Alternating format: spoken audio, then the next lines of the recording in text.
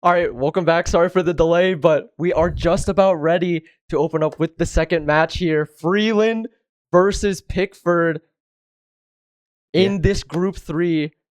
So kind of just excited to open it up here. Yeah, I mean, it looks like we're about ready to get into things as these two teams load into the lobby and look to load into the game. And honestly, I'm not quite sure how this matchup is going to go. I mean, I don't have much of an idea of either of these teams, but now starting off on the attack, we see Freeland looking to get aggressive. They don't find anything to start, but looking to stay in front of the ball. Unfortunately, Bartholomew not able to stay in the way, and MiHSEF now looking to try to send it towards goal, but King Destroyer is able to get it out of the way. Still, once again, pressure not quite in favor of anyone just yet, but it's actually Freeland that looks to send it towards this Pickford goal, but nothing actually converges and gets cleared back to midfield. Back into Destroyer's hands, though. Gets sent back towards the Freeland goal by Wasian here. And now going to be another corner scuffle. Boost acquired for View, but it gets cleared back towards this midfield. Now trying to convert it back into some potential aggression. It looks like this Freeland roster is extremely ready, though. Both posted up on the defense, able to clear it back. And now it's a wide open goal for Freeland to open up this series 1-0. Yeah, unfortunately, the contest not coming through there for MiHSEF, and unfortunately, it does mean it is just an open net coming through for Freeland. So not a bad start, but these two teams definitely, very competitive to start this off, as we see an opening for Freeland to try to get it off to the side, but Pickford is able to get it off to the side, and now we see them trying to reaggress, but unfortunately, MiHSEF once again not finding that connection, and a nice wave dash off of the wall. Bartholomew able to put another one in the net. It just doesn't look like Pickford have been ready on this defense. These wide open nets have been found twice in a row by Freeland. So this team just needs to lock in and get their rotates together, because we cannot be letting these gaps be taken by Freeland on this offense time and time again. But now looking to get aggressive here, Wasian trying to carry it forward, does get defended out by Destroyer, and now they are able to just turn it straight around. Another wide open net for Bartholomew to just capitalize off of here. And now Freeland sit up 3-0 to open up the series. Yeah, and Pickford so far just not having an answer whatsoever, as now on the kickoff, they will send it towards the net. King Destroyer going to look to be able to get in the way, but getting bumped off the wall does put them in a quite tough spot, but unfortunately not able to find the back of the net. MiHSEF missing the shot, will send a back pass over to his teammate, but we'll see if it's able to be recovered, as now sent towards the net once more. It is slotted into that bottom right side, and Pickford will finally answer back. And now we'll see if they're able to pick the momentum back up. The assist coming through from Wasian, and we'll see both of these teams try to get back into it. Freeland actually being the one to find the gap this time around. Or not Freeland, Pickford actually finding the gap there. Bit of an overcommittal on the offense from Freeland, not being able to rotate back for that defense. It's the same mistake being made by these teams time and time again. The ball gets sent towards the Pickford net, does not quite connect as the defense is there from MiHSEF. Shot not quite going to land anywhere as Bartholomew has the defense as it gets cleared back to midfield. Both teams kind of just giving up the ball for a second there. Now looking to carry it forward. MiHSEF sending it into Destroyer's hands. Gets the touch, but it's a good defense from Bart as well. But it's still pressure being put up here from Pickford. Back into this Freeland corner once again. Does get sent back towards the midfield, but Wasian is in position to find the touch to send it back. No boost left to really keep the contest up, as it looks like Freeland might be able to find an angle here, but the rotate from MiHSEF is able to deny the space. Does get sent back towards Wasian here, trying to carry it forward. Goes a little bit wide on the side of Freeland, and it's a goal to be exploited. MiHSEF looking to close the gap. Yeah, Bartholomew not able to get it off this back wall, and being a little bit of a pest in the net. Wasian able to kind of get in front of one, and somehow MiHSEF's touch here does go in. I mean, it was slotted to go in, but so slow, and no one able to get in the way.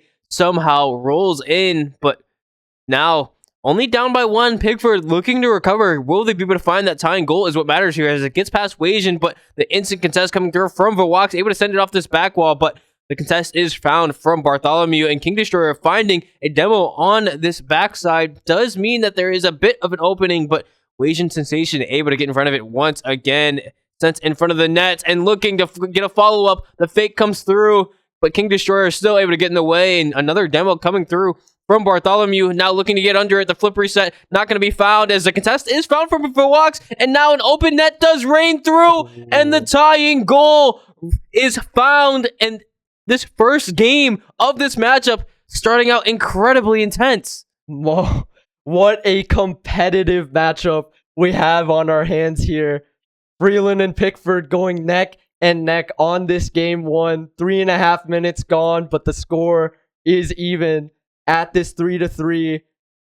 Continuing it forward here. Kickoff not quite landing in favor of either team, but Bartholomew is able to find a bit of a gap here. Not quite able to find anything off of the bounce from this back wall, though. Wajan looking to continue it forward, clears it back towards midfield. Vawaks not quite able to gain possession of the ball just yet, but Wajan is able to retake control. Destroyer sending it back towards the goal, but no one in position to really find the shot off the initial shot. Wajan is able to find the defense from Freeland, and as the ball gets cleared, it's once again in the hands of Freeland now. Continuing it forward towards this Pickford goal. The defense is through from Vawaks. Control back towards Wajan here. No boost to continue it forward, but it gets cleared back towards this corner. Possession still up in the air as the ball gets sent towards this Freeland net. No one really able to follow up on it. 30 seconds left. The game is incredibly close. Does get cleared back, but once again, there's just no boost to follow it through. Wajan does bounce it back, but Hart might be in position to find a contest. The defense is through, and the game is still even. We might be looking at an OT here, but 10 seconds left on the clock here. Pressure coming up from Freeland in this corner, trying to continue it forward. 5 seconds left.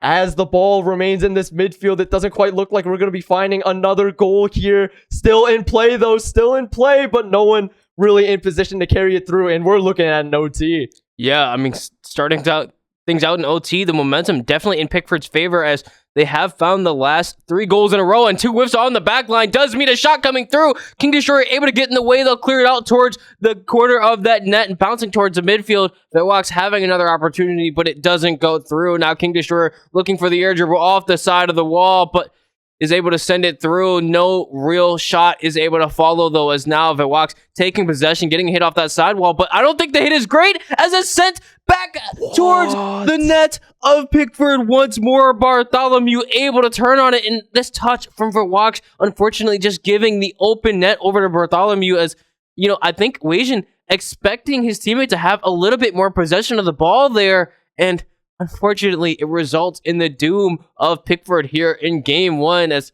Freeland take a 1-0 lead in the series. A significantly more competitive series this time around. Freeland and Pickford going blow for blow here in this game one. And now, getting into game two, we'll see just how things start out. As you know, we did see Freeland start with a 3-0 lead in the last one. Obviously, they were able to recover in the end, but Pickford was definitely able to just even things up very unexpectedly, and we'll see if they're able to, you know, maintain a close game this time as well. A first game overtime is incredibly great to start, but once again, Freeland off to the opening goal, and this time it's just a bit of an unlucky 50 for Vawaks, and Wajan nowhere to be found. It's an open net for Freeland. What another gap to be finding there. Just constant exploitation of these open goals by these teams. It's an absolute absurdity to show in this tournament as kickoff a little bit in favor of Pickford to open up, but Bartholomew just couldn't completely running away with the ball to open it up into just a solo play goal for Freeland. Just an insane way to continue forward with this momentum against Pickford here. It's barely been 30 seconds, and the amount of space that this team has been able to find against Pickford is an absolute absurdity as the shot from Weijin does not quite connect. The clear from Bartholomew looking to continue forward into some aggression here, but the follow-up not quite there from Freeland as the possession is recontrolled by Pickford. The shot from Weijin does not quite connect though. Defense from Bart does come through and clear. There's a bit of a scuffle towards this midfield side, sent back towards the corner, cleared by Bart, looking to walk it forward here, carrying it through, not quite able to find the angle. Bart not quite in position to find the additional tap, but Weijin now clearing it through, looking to set up, but Destroyer just has these constant intercepts, sending it back towards this Pickford goal as the shot gets blocked up by Vawaks. Back in control of Pickford, and they look for a play here.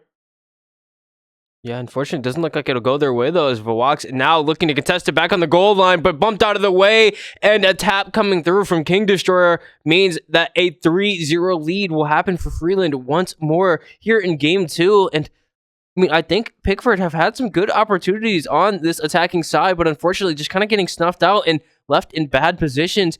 They're repeatedly not able to find what they're looking for. And now here off the kickoff, once again going to return to Freeland's side, but we'll see if Pickford is able to actually get a touch, as a bad one coming through from King Destroyer does mean an opportunity arises, and once again sent through this midfield and looking for the touch, but King Destroyer able to get in the way as the shot's a little low. The follow-up isn't there. The 50 is pretty good for Pickford, now looking to get a pinch towards the net, but unfortunately it's not enough, and still just trying to remain on this offensive side, but the possession going over to King Destroyer means that now it's sent over to Pickford once again, and having to get in front of it in the net means that it's sent out towards the midfield once more, but able to get in the way. It is Pickford again, and now looking for a bit of an airplay, but unfortunately nothing is there. Weijin looking to continue the pressure, though, does get some nice touches off this back wall and the bump coming through, but Vawaks unfortunately not ready to commit. I think honestly it's the right play, as if that one goes awry, it's another goal in Pickford's net, as just a bit of an overcommit coming through. But now Pickford on kind of the back foot here. They need to find something. 2 minutes remaining, and everything is ticking down out of their favor. These committals from Pickford just have been so incorrect. They are trying to find these plays, but it doesn't quite look like they're able to communicate their plans, and there's just such a big disconnect along this offense and even defense. Freeland constantly exploiting it, have been finding so much of a lead, but just going completely wrong for Freeland. Not quite able to find the touch against it. Weijin's able to find the shot of the century to put Pickford on the board in this game too. 3 minutes in, finally able to have a fighting chance, but the question is, can they continue on with this momentum, as the kickoff not quite ending up in anyone's favor, but it's Vawaks that's able to carry it through. Pickford looking to continue through with that game one trend, threatening to even out this match. Yeah, I mean, I think these last 2 goals have unfortunately been at the mistake of King Destroyer. I mean, we saw him hesitate on that first one, kind of jumping and then not committing to it. Does leave the open net. But this time around, also not going for the cheat, does once again cost him, as he waits too long on the contest and just gets the net, completely blown open, as now once again it returns once more, somehow bars down off of an awkward pinch, and this game is evened up at 3-3 for a second time, and this is in a matter of around 30 seconds. At 2 minutes, we said that Pickford needed a goal to try to start bringing things back. It's been 30 seconds, and the game is now completely even.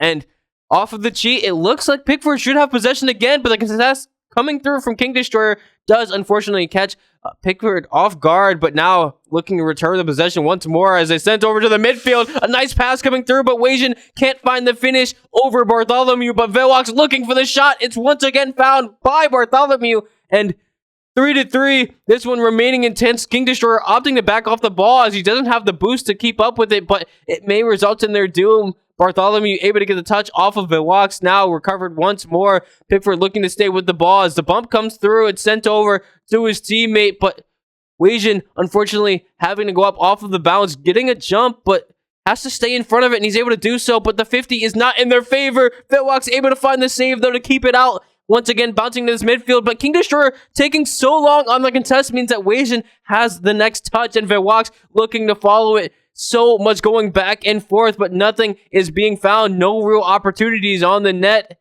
And now King Destroyer looking to take possession once more, but somehow being out of boost, it does end up in the midfield once more. Weijin looking to get in front of it as it doesn't quite go in. Bartholomew is not able to find the back of the net, and now contested once again in the midfield is Bartholomew to take a shot towards the net, but once again, Weijin getting in the way. These teams on the defensive end are able to find their stride. We'll see if that continues as 5 seconds left. It looks like we might be going to overtime. Two incredibly momentum-focused teams finding 3 back-to-back goals, trying to even it out here. The ball is still in play, looking to carry it forward, but it doesn't quite look like it's gonna continue any longer.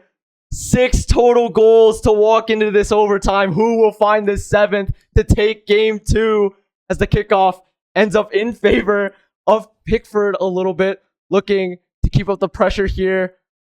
Does go back towards Bart as it gets sent towards the goal, but the angle isn't quite there to continue the shot through. Vitwalk's now looking to walk it forward towards this Freeland goal. The defense is there from Destroyer, and the additional follow-up is not found by Weijin, but the pressure is still being upheld in this corner. Bart does manage to find the clear, but the touch on the ball does not quite land for Pickford just yet, as Weijin sends it back towards Destroyer here, trying to convert it into an offensive play for Bart. The shot not quite finding the angle just yet. Both sides just give it up a little bit. The angle just not there for Destroyer. And Vitwalk's trying to take it away from Bart, is not quite able to find the touch, and Weijin has to swoop in and save the day for the clear, but no one is in position to play through this offense. 1 full minute into this OT, but it's been Freeland that's been able to put up the pressure. Will Pickford be able to break against this defensive wall in the midfield here, as it still gets bounced back and forth? No one quite able to find the touch on this ball in the air. Destroyer finally sending it back towards this Pickford goal, but the angle isn't there against this defense. Still trying to carry it forward off of this backboard.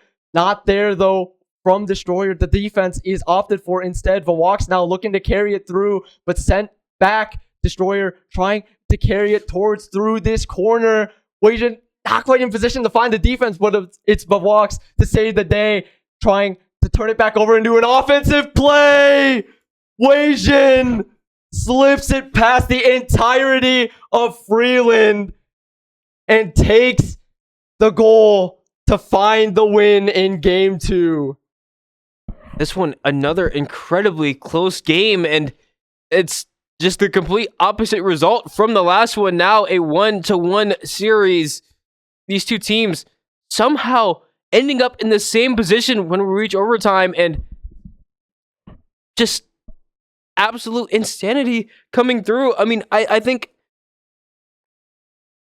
unfortunately, that last goal, I think in comparison to what we saw from the rest of the game, is not quite telling of the defense that we saw, but these teams on the back end have been able to do so much, have been able to hold the line for so long, but unfortunately, King was just not able to find the defense, the shadow not coming through properly at the end, and now getting into game 3 here, both these teams looking to try to kind of clean up some of this offensive end and find more opportunities with their teammates, but we'll see if that actually does happen here, as King Destroyer once again looking to send it back towards this offensive side. Just kind of bounces in the corner. Nothing's found, but sent out towards the midfield in a bit of an awkward spot.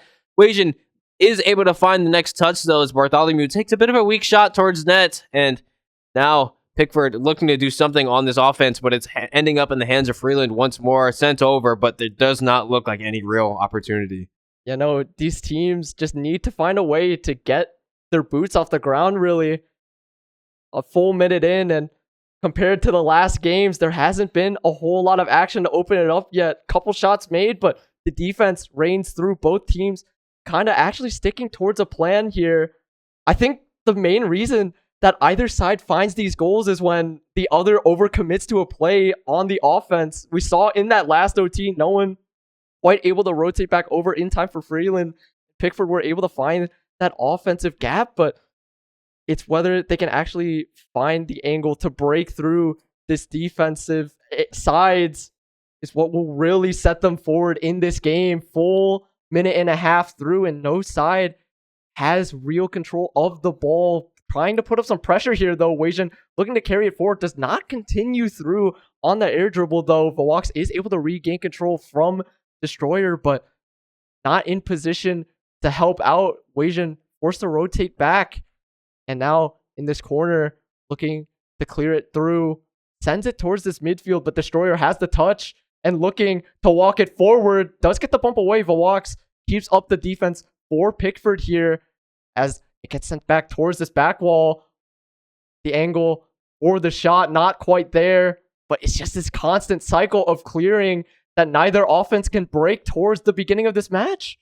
Yeah, I mean, right now, I think one of the biggest issues we're seeing for both teams is I don't think they're getting creative enough on these attacking sides. As now we do see Vox look to try to go for a dribble, does kind of get snuffed out there from behind, but now having another opportunity, he is found on the 50, and now one sent towards net does kind of make Bartholomew take an awkward touch, but he is able to find a follow-up off the back of it, so things will stay stable for now. But I think with twos, right, obviously you're given a lot more space, so you're forced to try to make some of these plays work a lot better, as we see a nice air dribble almost come through from Bartholomew. But because if you just have both teammates commit onto a play that ends up going over someone's head, it's almost just guaranteed to be in your net, as we see King Destroyer put one through, as maybe a bit of an overcommit on this midfield does cost Pickford here, as greeting for the boost, and unfortunately Wasian not able to be back in time as well. It's a goal for Freeland to start things out, as they've taken the early lead in every single one of these games. I mean, we've seen it go to 3-3 both games so far, and we'll see if that continues, as once again it's sent towards the net, as more greed consumes Pickford as they kind of just leave the ball. Vox once again opting to just drive away, try to leave it for his teammate and go for the boost in the corner, gives a free shot over. I'm getting a little bit of deja vu here. One goal, 10 seconds later into the next. Freeland just keeping it up through and through.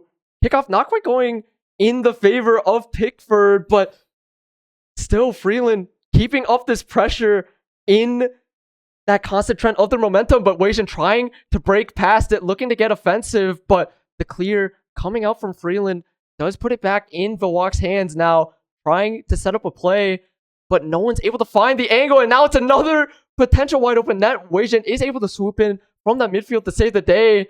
Touch not quite coming through from Destroyer for the shot, and now it's back on pressure onto Freeland. What on earth is that? That for Freeland is simply unlucky. I mean, this is a nice pitch coming through from Wasian, but that's not one you just expect to go in. And I mean, for Freeland, there wasn't exactly a whole lot they could do with the positions they were actively in. I mean, this one just finding its way through from the corner is absolutely absurd. And now off the cheat, it looks like Pickford should have possession, as they do have first touch sent off the backboard. Will it be touched? It doesn't look like it will. And now looking for the shot off the back of it, Vox a little bit too far behind to get a good shot through, as the contest is able to find its way. And now Bartholomew looking to continue forward, does take the corner boost and is able to keep the pressure up over one. Can he continue to take it over more? It doesn't look like that'll be the case, as Wasian having control now, looking for a decent 50. Does leave a bit of an opening, but Vox now found in a bit of an awkward spot. Does mean this ball will be off the backboard, and looking for an opportunity is Freeland. It doesn't find its way through, though, and now we see the ball dropped off of Wasian's car. Unfortunately, not able to continue the dribble. Does mean that Pickford just kind of loses all the momentum they had off the back of that counterattack, and now it's stuck on their side. They're being boost-starved as Bartholomew finds another one on the end. King Destroyer waiting in the back line is just able to clear it back out, and 14 seconds remaining. Pickford needs a goal. Pickford need an absolute miracle here. Freeland are posted up on this defense, not giving them any angles, trying to just deny any airtime on this ball. It ticks down, looking to threaten, but it's just going to get sent straight down, trying to keep it in play. Pickford unable to see it through, and Freeland take game 3. Yeah, now a 2-1 series. I mean, these players just doing so great right now to just keep things so close. And it's just absolutely absurd. I mean, these teams are just constantly battling it out and keeping things ready to go as they're instantly getting back into the next one. These teams are just so consistent. There's passion in this one, I gotta admit. These teams just itching to get through and show who is the better team, who can really prove themselves on the field here as the pressure is on Freeland to start it off. Walks looking for a shot, does not quite find it as it gets cleared back towards this Pickford goal. Bartholomew trying to dribble it through, but with no boost remaining, it doesn't quite look like there's going to be another play for Freeland just yet. Looking to send it back towards this corner. Vox has control now, looking to send it past 50. Does not quite end up in favor for Freeland as it gets sent towards this goal, but Wajan cannot see it through. Cleared back towards the Pickford goal. Bartholomew is looking against this defense, but without any boost remaining, it doesn't quite look like there's going to be a play available. Stops all momentum on that dribble there, but Destroyer is able to send it back towards this net, but Bartholomew just isn't there to help out just yet. The overcommittal not coming through from either side just yet. As a minute has elapsed, neither side has found an open net just yet. Vox trying to find that gap, but Bartholomew has the defense on lock. Scuffle in the corner here. Not quite ending up in favor of Freeland, but the pressure is still on. No boost remaining for Wajan, but Vox swoops in for the clear here. Touch not coming out from Destroyer as the dribble comes through, sending it back towards this right wall. Now in the corner, looking to keep up this pressure. Wajan sends it up to the ceiling, but it still ends up on this midfield, and Bart sends it towards this goal, but Vox recaptures the ball and is looking for the shot. Destroyer ends up tipping it back, and Pickford finally find the inaugural goal of the game. And that's their first time starting off with a lead here in this series. Every single time we've seen Freeland, get off to a good start, and Pickford have had to recover. I mean, they found the comeback in both Game 1 and Game 2, but now here in Game 4, they're the ones to finally start with the lead, and it's off the back of King Destroyer once again getting caught out on this defensive side, which now we've seen multiple times has really cost this Freeland team. I mean, unfortunately, just not finding the contest early enough, and now sent off the backboard looking to contest. Well, we will see it come through, but unfortunately, the follow-up for Pickford isn't great. Now, Bartholomew looking for a touch to find the back of that net, but unfortunately isn't able to do so. And the contest coming through again in time for Wajan means this one's sent downfield. It's a little awkward for King Destroyer, now stuck on the back wall. Unfortunately, he's once again in the wrong position as Billwalks able to take an easy shot as he sees King Destroyer is awkward on the back wall and not flipping forward. He does, unfortunately, just leave this one wide open. Defense falling a little bit apart for Freeland. 2 goals that honestly just shouldn't have happened if they were ready for this defense. But Pickford finally starting it off with a strong lead in a game here. Up 2-0. Half of the match is gone, and now Freeland are on the back foot, needing to take it back here as they look to assume some offensive positions, forced to come back as Pickford carries through the pressure.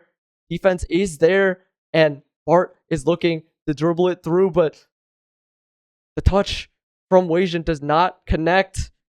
The clear, though, is there, but Destroyer is able to find it as the shot does not quite exist. Wajan still looking to carry through on the play, but it's nowhere near enough momentum needed to get past this defense as Destroyer trying to carry it forward does not quite find the additional time on this ball, though, as Vox looking to find the shot.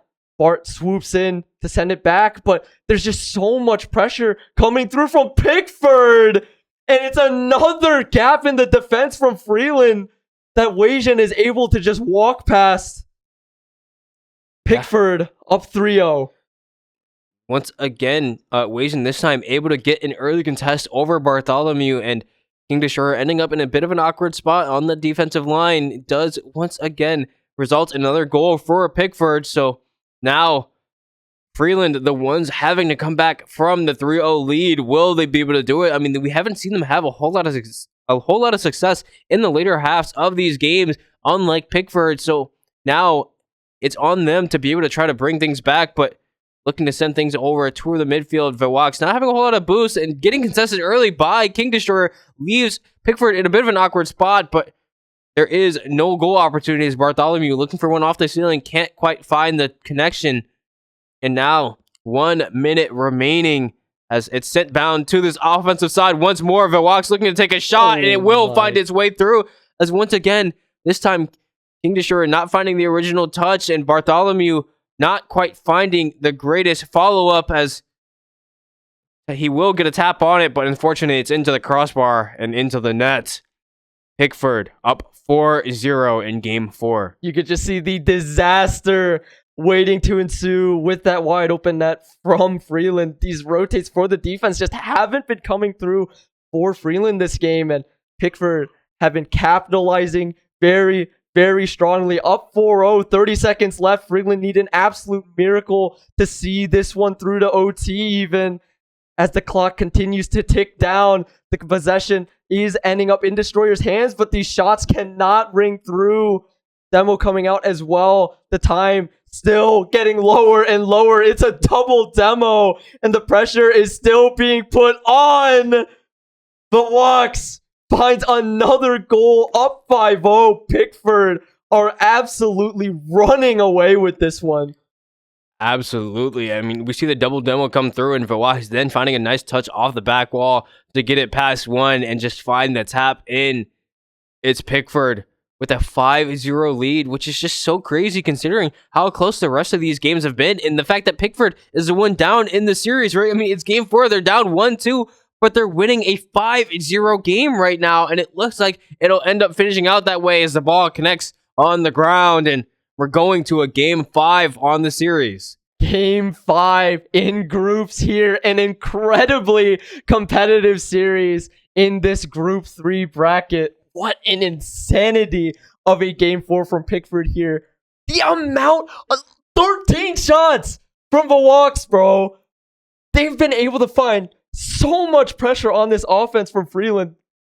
They need to lock in to be able to even put up a fighting chance against Pickford, as they've been heating up this series. Absolutely, and now it is their time to shine, as getting into game 5, both of these teams having one more opportunity to claim this series.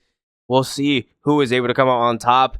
So far, the kickoff not really going in either team's favor, but the contest coming through from Wajan is a little late, and Bartholomew looking to start things off strong, but Vox able to get in the way once more, as King Destroyer now on the wall, looking to get a follow-up, is able to get a 50, but unfortunately lands on the back wall. Bartholomew having a contest, and it will end up in front of the net, but not without it being a little awkward for King Destroyer to actually be able to go contest, as now Bartholomew looking to just run around all this on this offensive side. The bounce isn't quite what he wanted, and he does send it over to Wajan. Now King Destroyer backflipping in the backfield, and Bartholomew able to get in the way at the last minute, but we can see the nerves definitely starting to kick in, and these players trying to keep things up as it's sent towards the net. Looks like it'll bounce through, as King Destroyer able to finally slot it in the bottom. And we see Freeland once again start out with a lead 4 out of the 5 times of this series. Trying to keep up that constant pressure. Freeland now assuming very, very aggressive positions, even solo plays. But that's a little bit worrying. I feel like we saw a little bit of a miscommunication there. Trying to set up a shot for Destroyer. Bartholomew was just constantly putting up that offense, but it looked like he had already rotated back for a defensive position. And if they keep this up, they might not be able to see it through in the later halves as they have been through this series. But minute down, it's been a bit of a heater for Freeland, just able to constantly keep up on this offense. Wajan looking for a shot, but not quite able to see it through, as Vox, once again, still trying to put it up against Freeland in this corner, sends it towards the goal, but it doesn't quite land anywhere. It's a little bit open, but the positioning is there on the defense from Bart to clear it through and through here, sending it back, but Destroyer is not there on the offense, as it's another corner scuffle along this Pickford goal. Vox is able to clear it. The touch coming out from Bart to stop the momentum, but it's still in control. No boost left to see it through, but Wajan might have a position here to find a touch. Not quite opting for it. Goes a little bit wide, and Bart gets demoed out by Vox, now looking to convert it into a play here, carrying it through. The touch from Destroyer does send it back towards the midfield, but can they find an offensive angle here? Bart is ready on this side, looking to dribble it up. It's in the air. Vox has the touch, but it's still in front of the goal. And Bart finds the shot in. And Freeland open up this game 5 2-0. Yeah, unfortunately for Vox, they're getting bumped out by King Destroyer. They're setting Bartholomew up for the easy goal. King Destroyer, an absolute asset on that offensive side. Now looking to instantly go for a play off of this kickoff. The cheat, unfortunately, not working out as the whiff comes through. And now King Destroyer looking to get in the way, does get the boost steal, and does give Freeland an opportunity to go back towards this offensive side. But it will return to Freeland's side once more. King Destroyer looking to get out of the way, is able to send it up high, but no follow-up is there. And Vox able to have the next touch and sending one towards mid, but unfortunately, no teammate in sight to be able to actually go finish that one. And now it will once again return to Vox's hands as it's sent over towards Asian Sensation. And Bartholomew, looking a little awkward, does find a nice touch. Asian trying to keep it in front of that net does mean it's a little awkward as it's sent over to the other side of the field. The turn doesn't come through from Asian though, meaning it is once again in possession of Freeland. Yeah, no, it's just these plays that haven't been able to work for Pickford. They're able to get control of the ball, but they can't quite break past this defense. This time around, Freeland have actually been the ones to be able to find these gaps, to find these shots, and actually make the plays together. And Pickford needs to be able to find a way to recover this momentum because they haven't been able to get their boots off the ground just yet, as the ball is just constantly being cleared away from this Freeland goal. They haven't been able to find the shot, but they proved me wrong in that instant. Wasian putting them on the board, trying to close that gap in this game 5. Pickford are down, but not out. Yeah, an absolutely beautiful shot coming through from Wasian, able to tap it off that back wall, and with Bartholomew not having the boost to quite get the save on the far side, we see Wasian slot it, and another one almost goes in instantly as Vox looking for a touch, but a beautiful touch coming through from Bartholomew off of that back wall means that an opportunity arises for King Destroyer as he tries to send it through. The flick, unfortunately, not enough as Wasian able to make his way in front of the ball and looking for an air dribble off the back of it. He gets it under 2, and he will even things up in game 5. 1 minute remaining as both of these players going for the jump. I think Bartholomew needs to be patient. He needs to trust King to be able to get Wasian off of the ball there. But unfortunately, a mistrust means that this game will even up with 1 minute remaining. And we've seen Pickford on the back half of these games be so strong as an own goal rains through. It's a disaster. 2-3. King Destroyer puts it in his own net. King Destroyer puts it in his own nets. Oh, Freeland falling apart at the seams.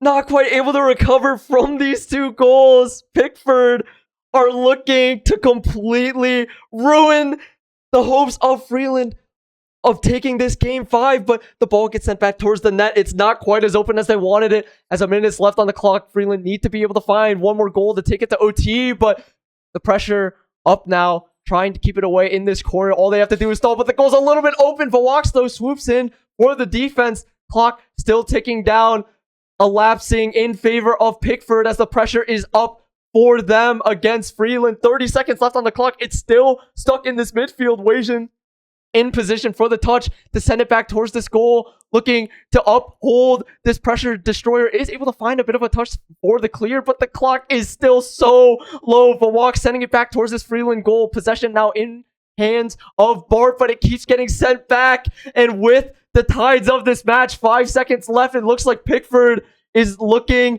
to just take this series away. The ball is still in play, but it doesn't quite look like Freeland is going to be able to find anything, and Pickford take the game away. An absolutely insane series. I mean, 4 of these 5 games being 1-goal games, and the only one that's not is a 5-0, which is absolutely absurd. I mean, the closeness of these games has been absolutely insane. I mean, definitely, very different from the first series that we did see, and for this one to go to a game 5 and all of these be so incredibly close, it's just absolutely it's absolute cinema. You know, absolute cinema here in Group 3. Pickford versus Freeland. What an insane match. But there's still one more game in groups that we'll be able to cover. So be sure to stick around for that as we go look for the team to get up on here. We'll be back after a short intermission. See you guys soon.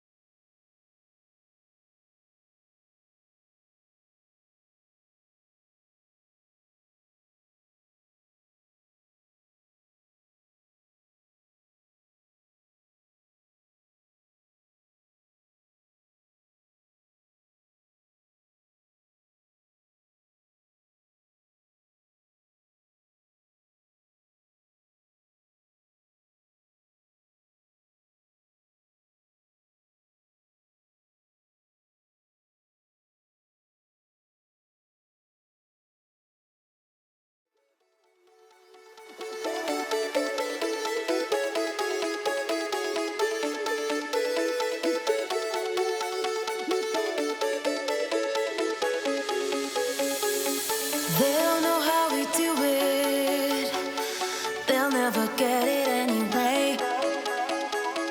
Conquering the impossible, all with a smile on our face. We work hard, we play harder, we push it to the limit, going farther and farther.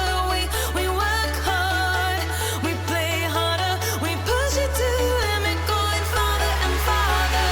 Grind all day, we dance all night, with pride it brings the nature.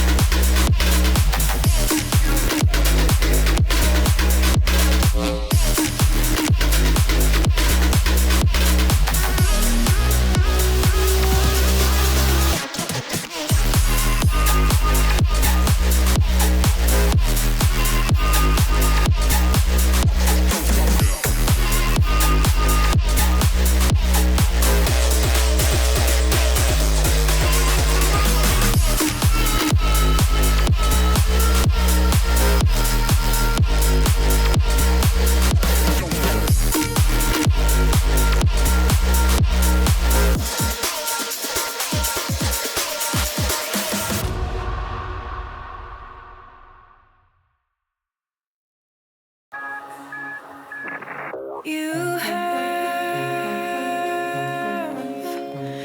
habits just like me.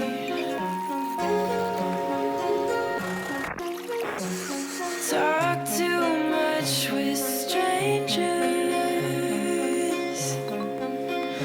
Get way too serious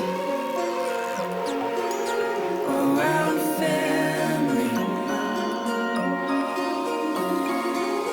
And I don't have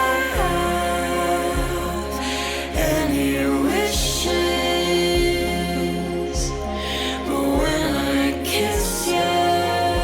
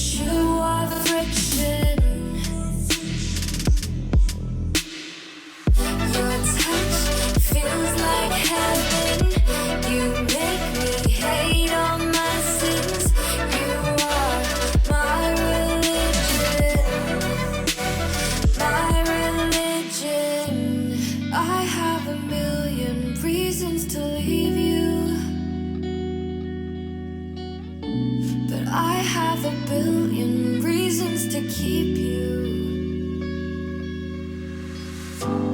I have a million reasons to leave you,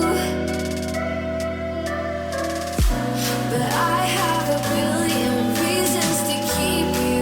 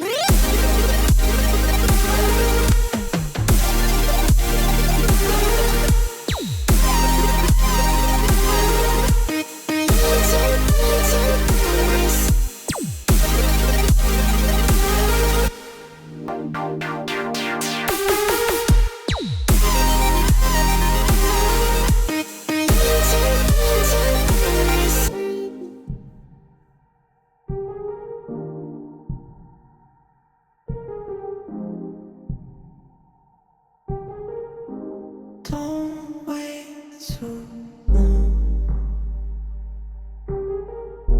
Feelings they run. I know it's hard. We'll win this time. Don't wait too long. Feelings they run. I know it's hard. We'll win this time.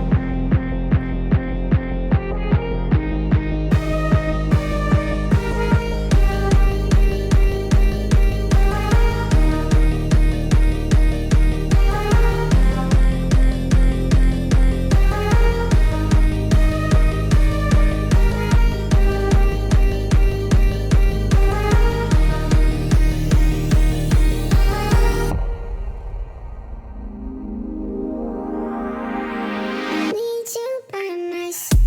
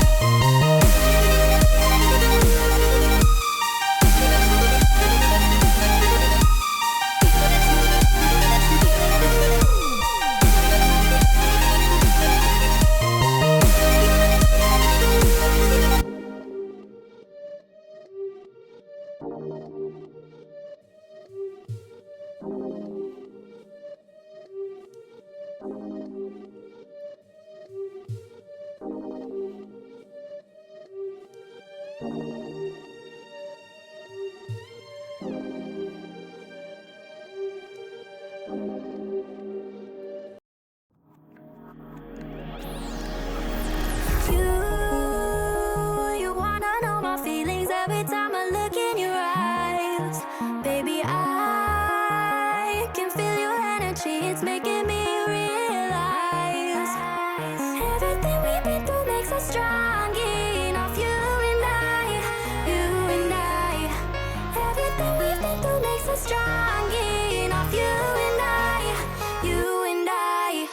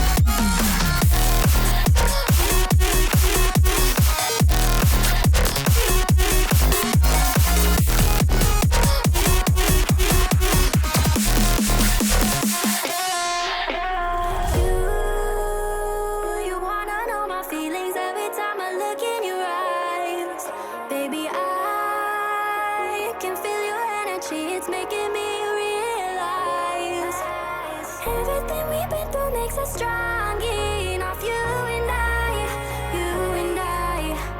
Everything we've been through makes us strong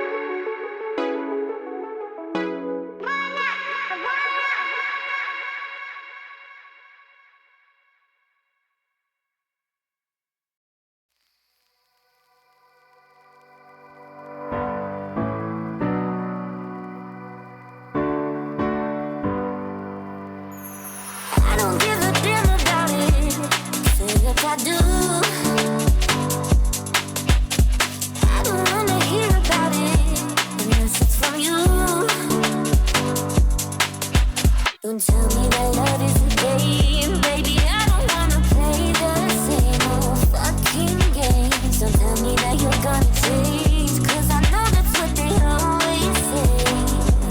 Baby, it's dangerous for you to try to control me. It won't be safe for us. That's not how love is supposed to be. The fact that you know me, you act like you own me. You're gonna be lonely.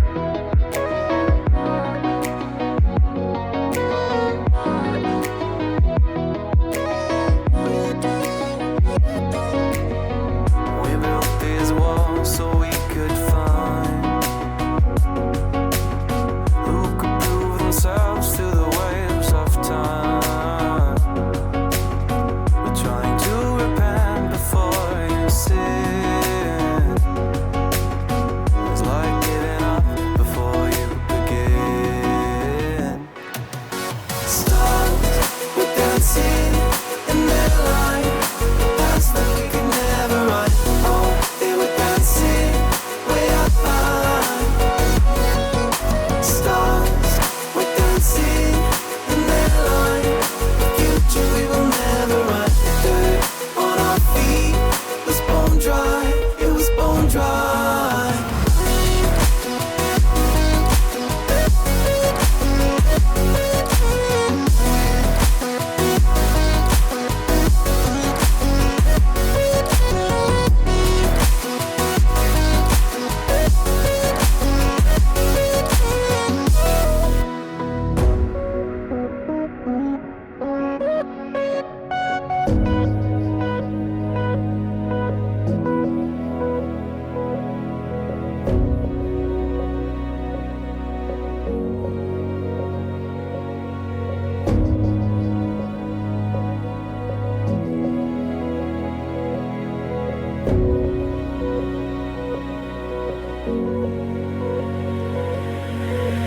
Thought another goal is all we needed. Taking second chances till we bleed. And when all the love had been depleted, we had but no choice to concede. As the stars were dancing in their line, paths that we could never run. Oh, they were dancing way up high. Stars were dancing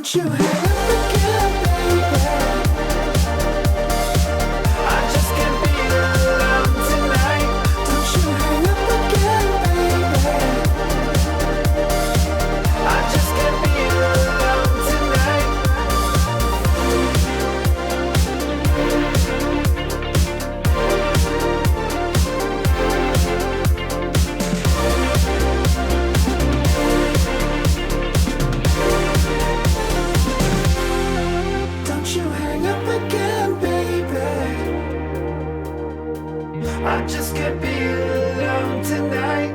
Don't you hang up again, baby. I just can't be alone tonight. Don't you hang up again, baby. I just can't be alone tonight. Don't you hang up again, baby. I just can't be alone tonight.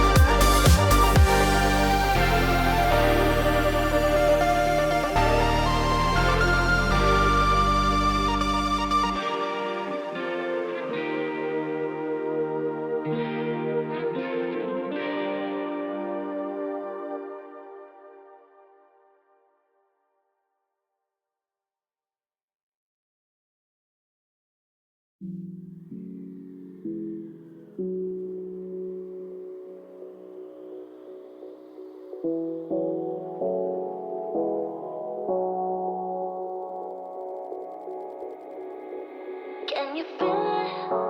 The fire in your soul, leaping at the chance for love. Can you feel it? Haunting your senses, letting all your feelings go. But I can feel it rushing through my veins. Your love's the only drug I know. But we've been playing the hand now we're dead, but we can light it up. I know that we can make it through the night, but I can feel the fire inside, so there won't be nothing tonight.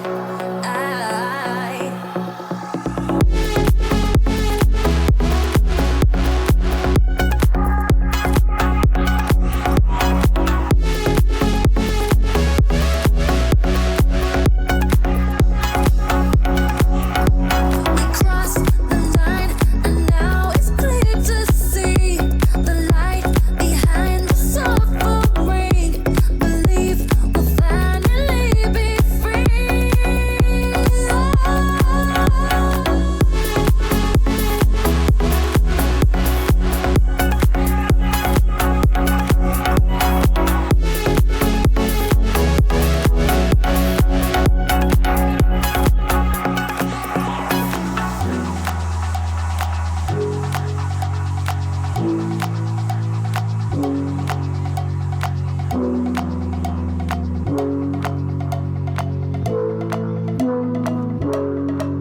Let the silhouette cast upon your heart, turning every little moment into scars. Baby, it's our chance to make a start, so we can fly. I know that we will make it. I know that we will make it. I know that we will make it. I know that we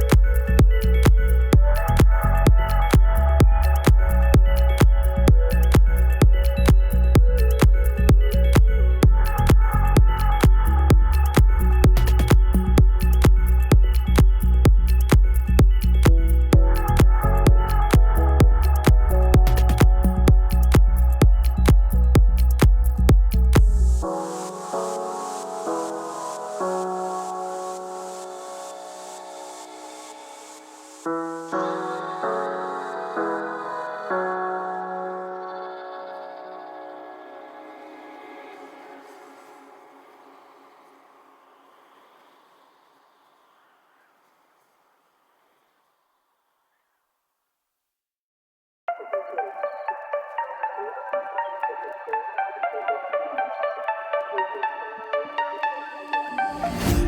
out, she holds. It's feeling like we've been here before. We're both so broke, that's something that'll keep us afloat. Don't walk too slow, we can't keep falling deeper again. Came too close and the taste so far from pure.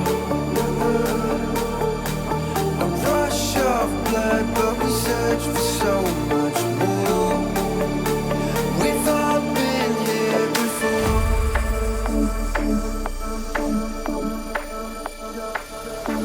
We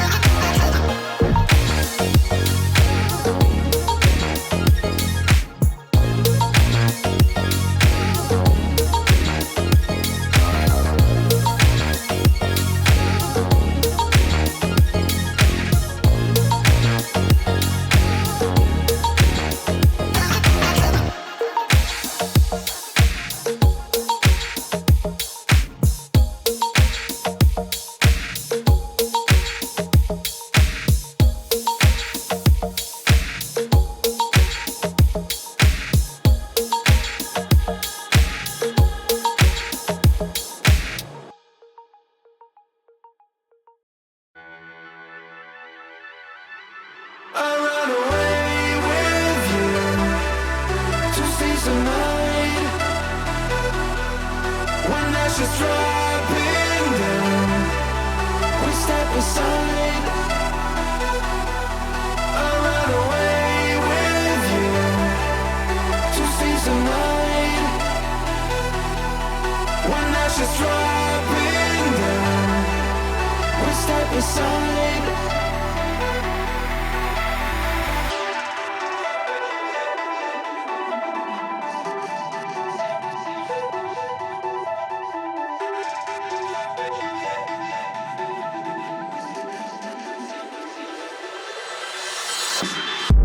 Smoke is scanning to the sky.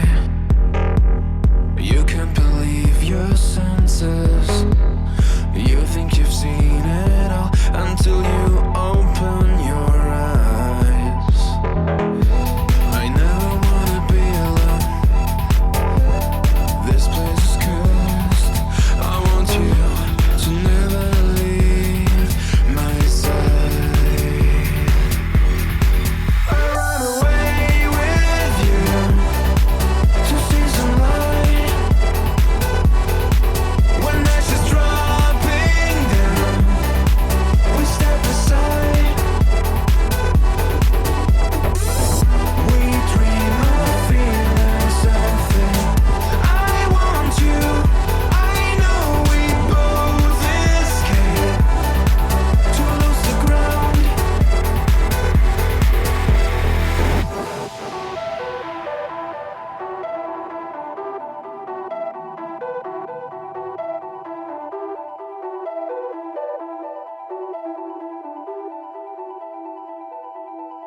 The world we used to know is burning down.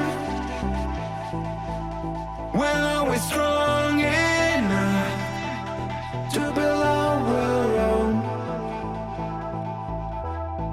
We've been running for ages to search some light. I want you. I know we both escape to lose the ground. We've been running for ages to search some light. We can feel every day after running for nights. We feel so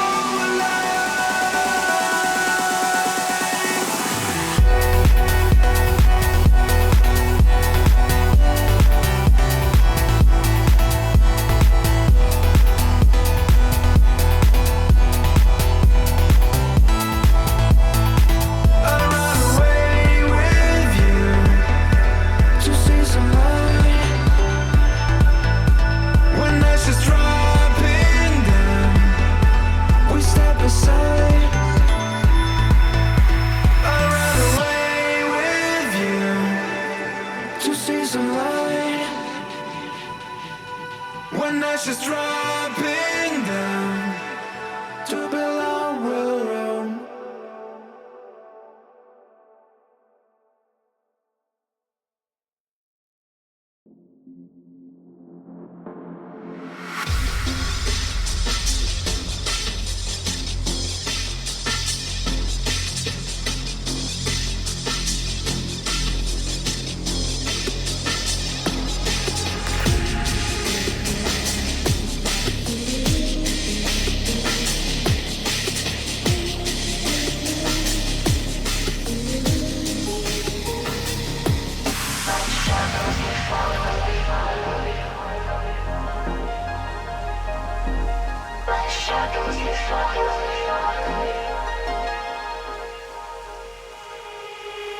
Feel me in the darkness.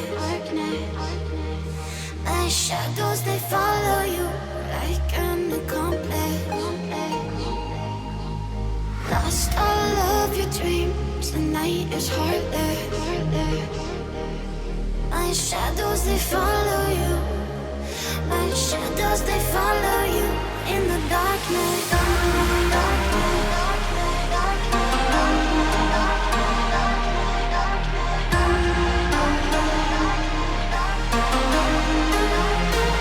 In the darkness.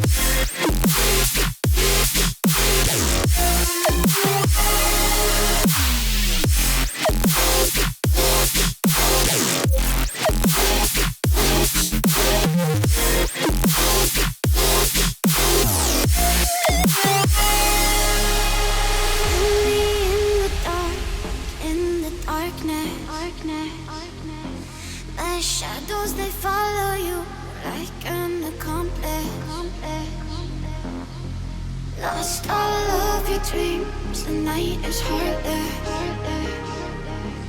My shadows, they follow you. My shadows, they follow you in the darkness. Darkness.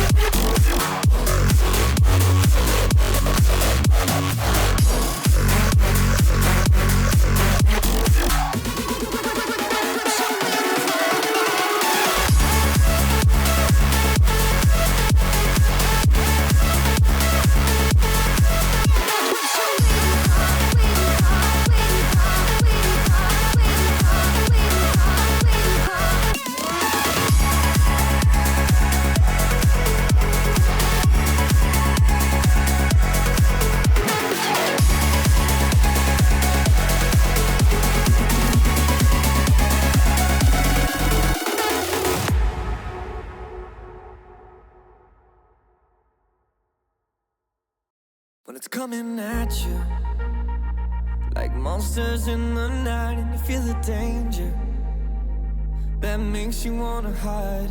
When the cards are stacked against you and you're standing on the edge, now's the time, now's the time. Think about all the dreams you keep inside. Think about all the ones you love. I know this beating heart will be my guide. I know that we can overcome. When the world's so cold and we're losing hope, I need her, I need her.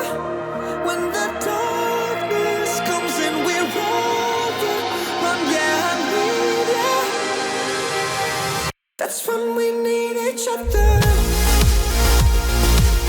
That's when we need each other. That's when we need each other. That's when we need each other. That's when we need each other. When you're falling faster and don't know where you are, you feel the danger closer than your heart. When the weight is getting heavy and the future is unsteady, close your eyes, close your eyes. Think about all the dreams you keep inside. Think about all the ones you love. I know this beating heart will be my guide. I know that we can overcome. When the world's so cold and we're losing hope, I need her, I need her. When the darkness comes and we're overrun, yeah, I need her. That's when we need each other. That's when we need each other. That's when we need each other. That's when we need each other. That's when we need each other.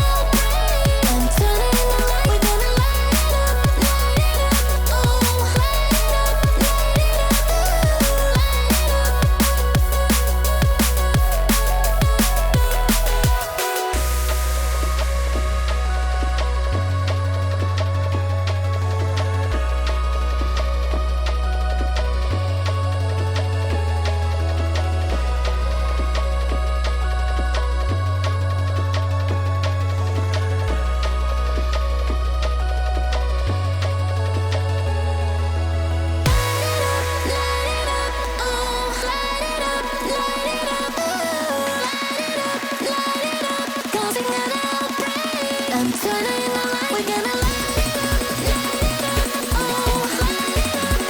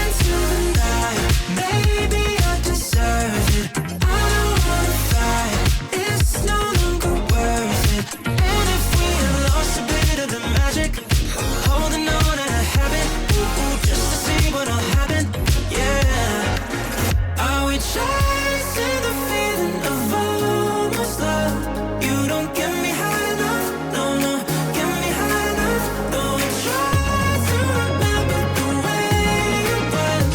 You don't get me high enough.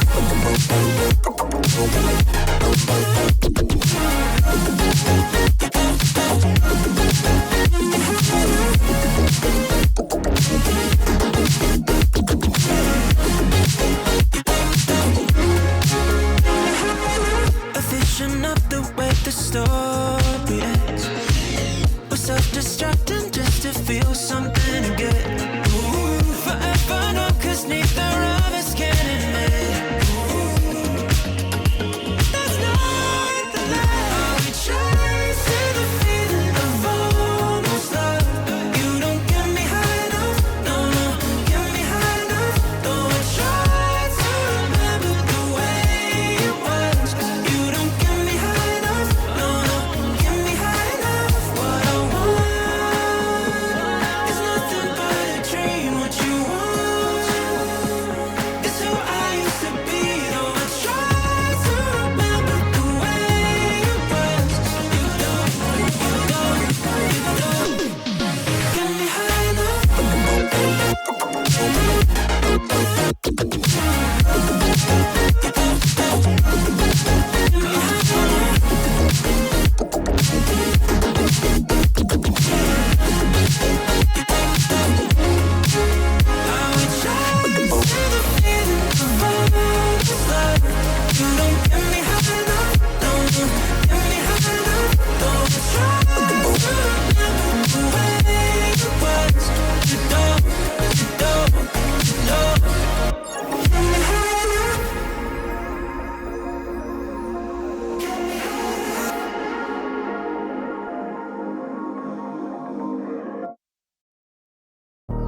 Baby, I just wanna be alone.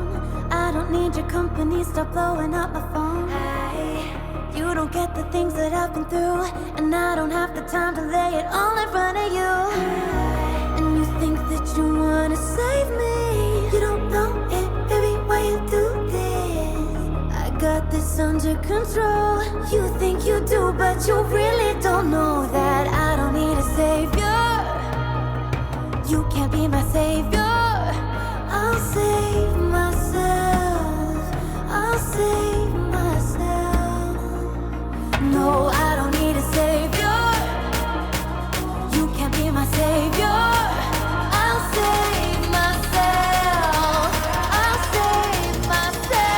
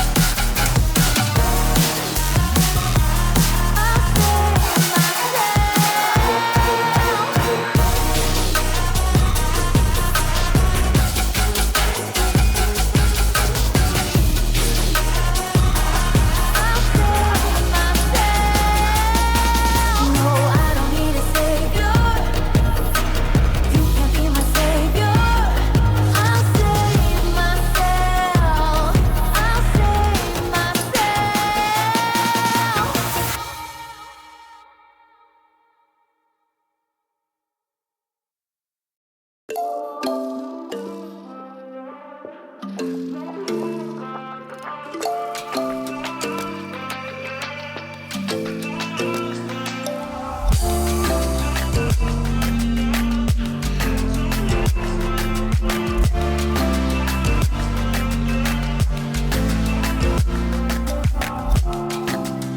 of this seems right. What am I holding on to? If it could be black and white, we wait till sunrise. 'Cause I'm not gonna stay for a second last chance. But none of this seems right. What am I holding on to?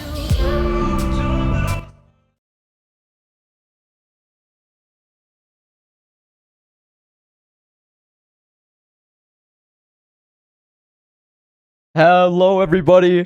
Sorry for the delay, but we are finally back to show off playoffs for this Rocket League tournament. We got Central, Montcalm, and Godwin head-to-head here in quarterfinals, and just excited to finally get some Rocket League back up here. Yeah, I mean, it has been quite a long break between these group stage and these playoffs, but finally getting back into things. We see Spillix looking to take a nice shot on net. He will get a pass one, but unfortunately, Rypox will have the interception at the goal line there. So now on the back line, we are going to see a bit of a team bump there, and Simple Beat going to find the first goal of this series, as we do see Childish, I think, did get bumped into Spillix there, so a little bit unfortunate for them, but they do manage to claim the first goal on the side of Godwin. You know, what a way to just ram straight through the defense of Central Montcalm there. It looked like there would be a bit more of a fight on the defense, but they were just able to run it past and get that goal to start off this series. Very strong start for this Godwin team, but can they keep up the pressure as the ball gets sent back towards their goal? They do manage to clear it, but Simple Beat looking to carry it forward, and it's just a wide open goal for Godwin to capitalize on. And what else can you say? Yeah, I mean, it did seem like Spillix had the original contest there, and unfortunately it was just really late, but then Child was also up, but it was unfortunately nowhere near the ball, and you know that does result in the goal just being left wide open, especially here in twos. But now, as we see off the kickoff, Simple Beat going for a nice double, can't quite finish it, is a little too high on the play, but Spillix having a save on the goal line after Rypox's shot, and now still trying to hold on as they do manage to get it cleared out for now, but still approaching this blue goal line. Central Montcalm trying to keep it out, but it is constantly just returning to their side of the field. Currently unable to hold possession. Child finally able to get it out slightly, but unfortunately it's right to Rypox, and now the contest coming through from Spillix, but the 50 is just so bad, but the shot is not good as Simple Beat not going to be able to connect onto the net, and now Spillix looking to retake control, is able to flick it over one and looking to get a touch off the sidewall, but Rypox going for the early contest and now looking for a potential musty. Doesn't actually look for the flip though, and now looking to try to regain possession, but Child so late. Spillix somehow managing to get back in time though. Doesn't quite get the boost grab, but is able to send it downfield and relieve a little bit of this pressure. What a way to clear it from Spillix, being able to swoop in at the very last second, denying that third point for Godwin, but it's still so much pressure onto this central goal, not being able to find a way to convert it into an offense. Shot from Rypox does not quite land, but now ball cleared back in Spillix's hand, trying to make a play off this back wall, but it just gets taken away by Simple here, looking for a potential play, carrying it forward, sent back towards Rypox, getting the shot through, but the challenge from Spillix does deny any momentum for this ball to move. Now back on the midfield, sent back towards this corner of Central's goal, trying to carry it through, but there's no boost here, and Child trying to lob it forward, does manage to send it away from Rypox, but it just looks like it's going to fall straight back into his hands. Simple Beat now looking to walk it forward, bumped away by Spillix, but it's in front of the goal. No one quite able to find the shot in, but now it's a bit open. Spillix is able to take it away right at the end, and Central still needs to find a way to regain possession and find these goals, because with 2 minutes left on the clock, there's not going to be many opportunities left if this keeps going. Yeah, we do see a double commit there, but Child unfortunately going to have a bit of a whiff on the ball, as I think he jumped a little too early and now opening up a spot, but Spillix is able to find the contest and finds a wide open goal, securing the first one back for Central Montcalm. And this game is definitely looking, a lot faster than a lot of the ones we've already seen today. I mean, this level of play just obviously a decent bit higher, as all these players consistently getting a lot better touches, a lot earlier contests, and the 50s are starting to look, overall a lot better from both these teams. Child looking for an aerial off of the kickoff. Unfortunately, it's not great, but he does manage to get a connection on that ball, and a shot coming towards the net from Spillix does unfortunately get saved by Ripox, but still trying to keep things on the side of this Godwin half. Spillix is able to get it back here once more, but Ripox looking to send it out once more. Al looking to keep the pressure back up. Goes a little bit wide from Spillix, but it does manage to push the ball away. Now still in this corner. Spillix trying to contain the ball in Central's hands. 1 minute left on the clock. They need to be able to find a conversion on this offense here. Ball goes a little bit wide away from Spillix, and now Godwin are trying to upkeep this offensive pressure, looking to hold it forward. Ripox has a bit of a bump, and it goes a bit wide, but it doesn't matter as it comes off the backboard and straight back into his hands. Godwin are able to find a third point. Yeah, I mean, it does look like Spillix is a little late on the contest there, but Child also kind of just jumping in goal with no pressure on him whatsoever. It does kind of draw some questions for me, but it still does result in a Godwin goal, and now looking for a nice shot off of the kickoff. Unfortunately, Simple Beat not able to put that one past Spillix, and now looking to regain possession. Ripox here going for an early contest, is sent off the ceiling, is able to recover, but doesn't quite get the touch. And if Child's able to get it past one, he could get it past both, but unfortunately Ripox on the rotate out is able to find a tap towards the midfield past both defenders, and once again leaves a wide open goal. These defensive positions from Central just aren't making the cut. These amounts of gaps that Godwin have been able to find throughout this match already have been quite substantial, and not being able to convert it at all on the side of Central just keeps leading into these leads for Godwin straight out of kickoff. Yeah, unfortunately, that kickoff a little bit rough. We see a Child there not quite get the best spot for a cheat there for Spillix, and unfortunately, it's just right over his head. There's no good touch he can get in a scenario like that, so this time opting to not even go for the cheat. It does rain towards the net, but able to get in the way, thankfully. Simple Beat looking to carry it forward off the air dribble, but Spillix able to get in the way. No more boost remaining. Child's the only one remaining that can get in the way. But once again, on the backboard, Spillix able to be in the right position at the right time, and is able to deny a 6th goal. But it is a 5-1 lead for Godwin over Central Montcalm here in the first game, and a very clean game played by Godwin. Yeah, no, just the way that they were able to play off of each other and just draw so much pressure individually on both members of Central Montcalm. Godwin are really putting in an immense amount of pressure against this team, and with the look of that first game, the question is whether they can continue that momentum forward into this game 2 kickoff, ending up in Godwin's favor once again towards this Central goal. But Splix is able to recontrol the ball, does get contested away by Simple here, and the goal just completely wide open.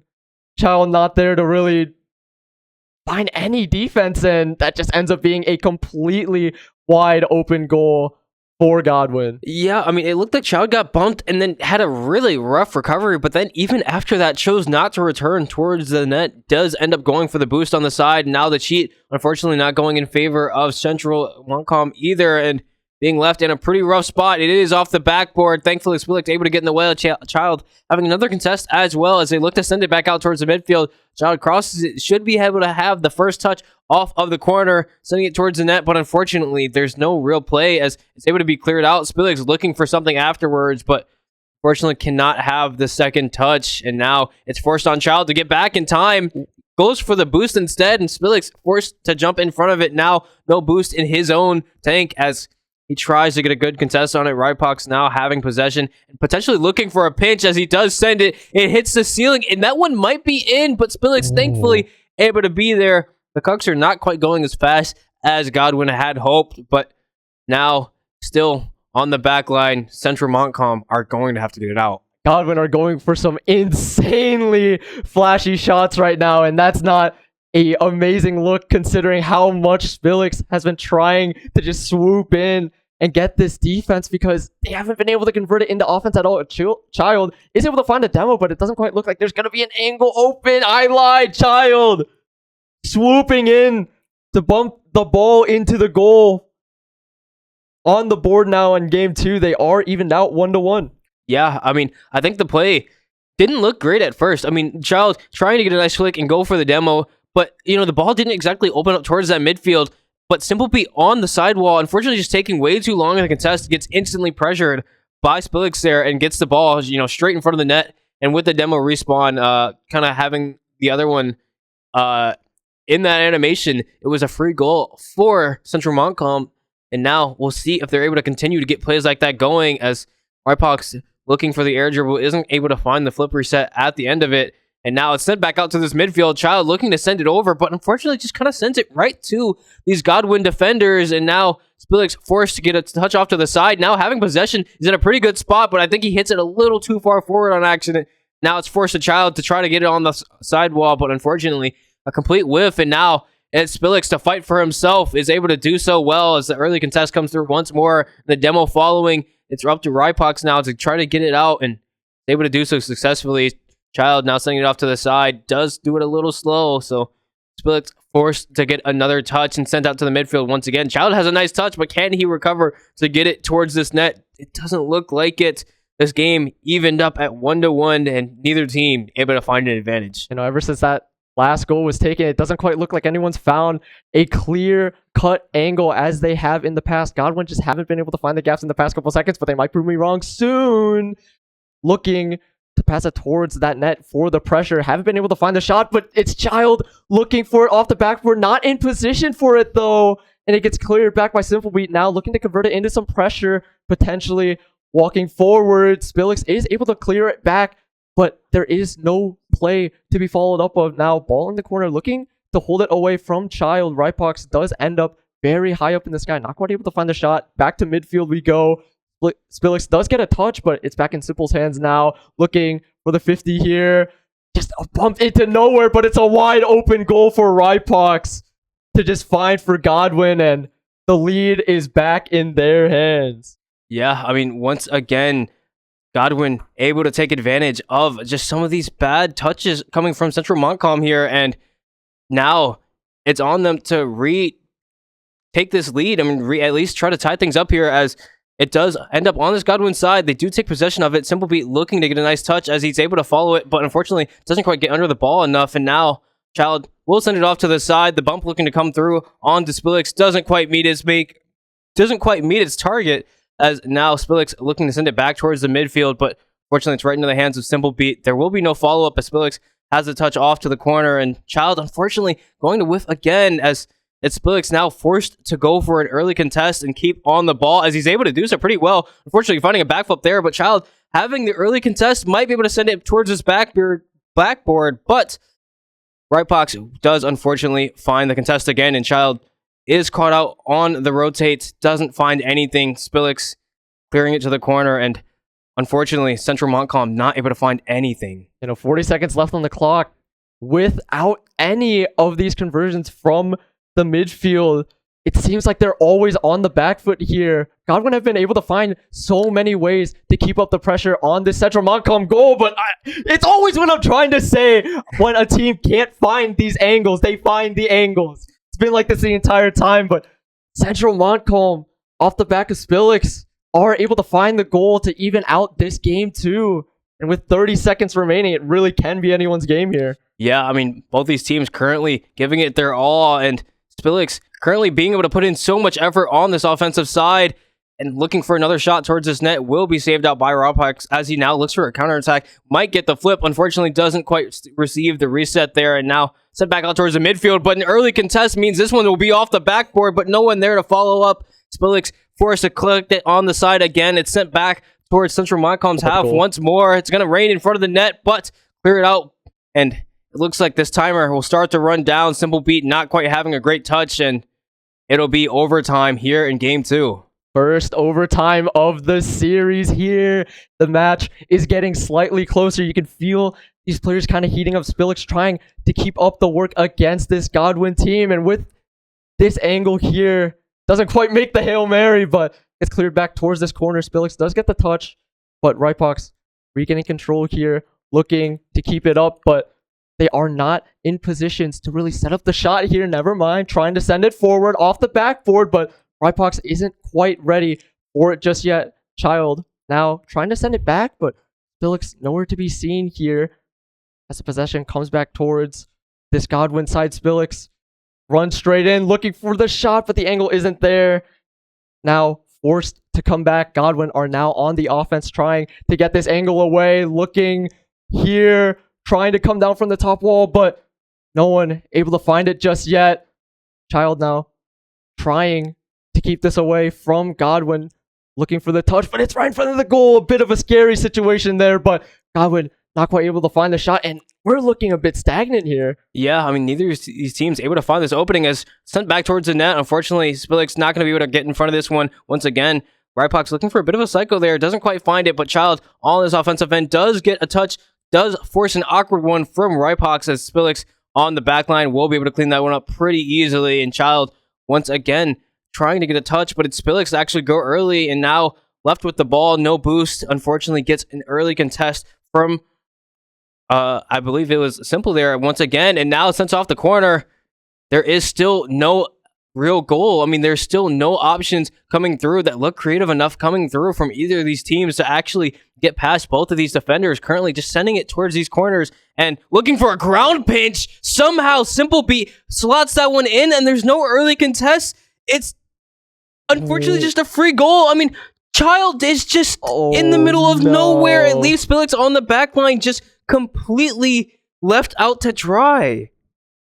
An absolute belter of a shot from Godwin there, but it's just an unfortunate misread from Child that just ends up being the demise of Central Montcalm in that game. And it was seeming much more competitive, especially from the efforts of Spillix there in this game too. But in the end, the OT just couldn't quite measure up. Yeah, I mean, unfortunately, so far, it just has not been a super great performance coming through from like Central Montcalm as a whole, right? I mean, Spillix has been able to get a lot of these offensive attempts, but then when it comes back to the defensive side, it just seems they're unorganized together, as once again, Child just caught jumping in the middle of nowhere, doesn't have any real contest on the ball, and it's just rough for Central Montcalm. I mean, this one, a slow shot coming through, Simple Beat not having to do anything but just drive at the ball to sink this one in. And unfortunately, it just looks like there's a bit of a gap between Central Montcalm's players. Yeah, no, real tilter to open up the game with their Child just not quite able to measure up on this defense. Spillix, though, looking for the clear, trying to find the contest, but goes a little bit wide. And now it's just looking a little bit hard for Child to even find an angle on this defense. And just an extra 15 seconds later, Godwin are looking to advance their lead even further.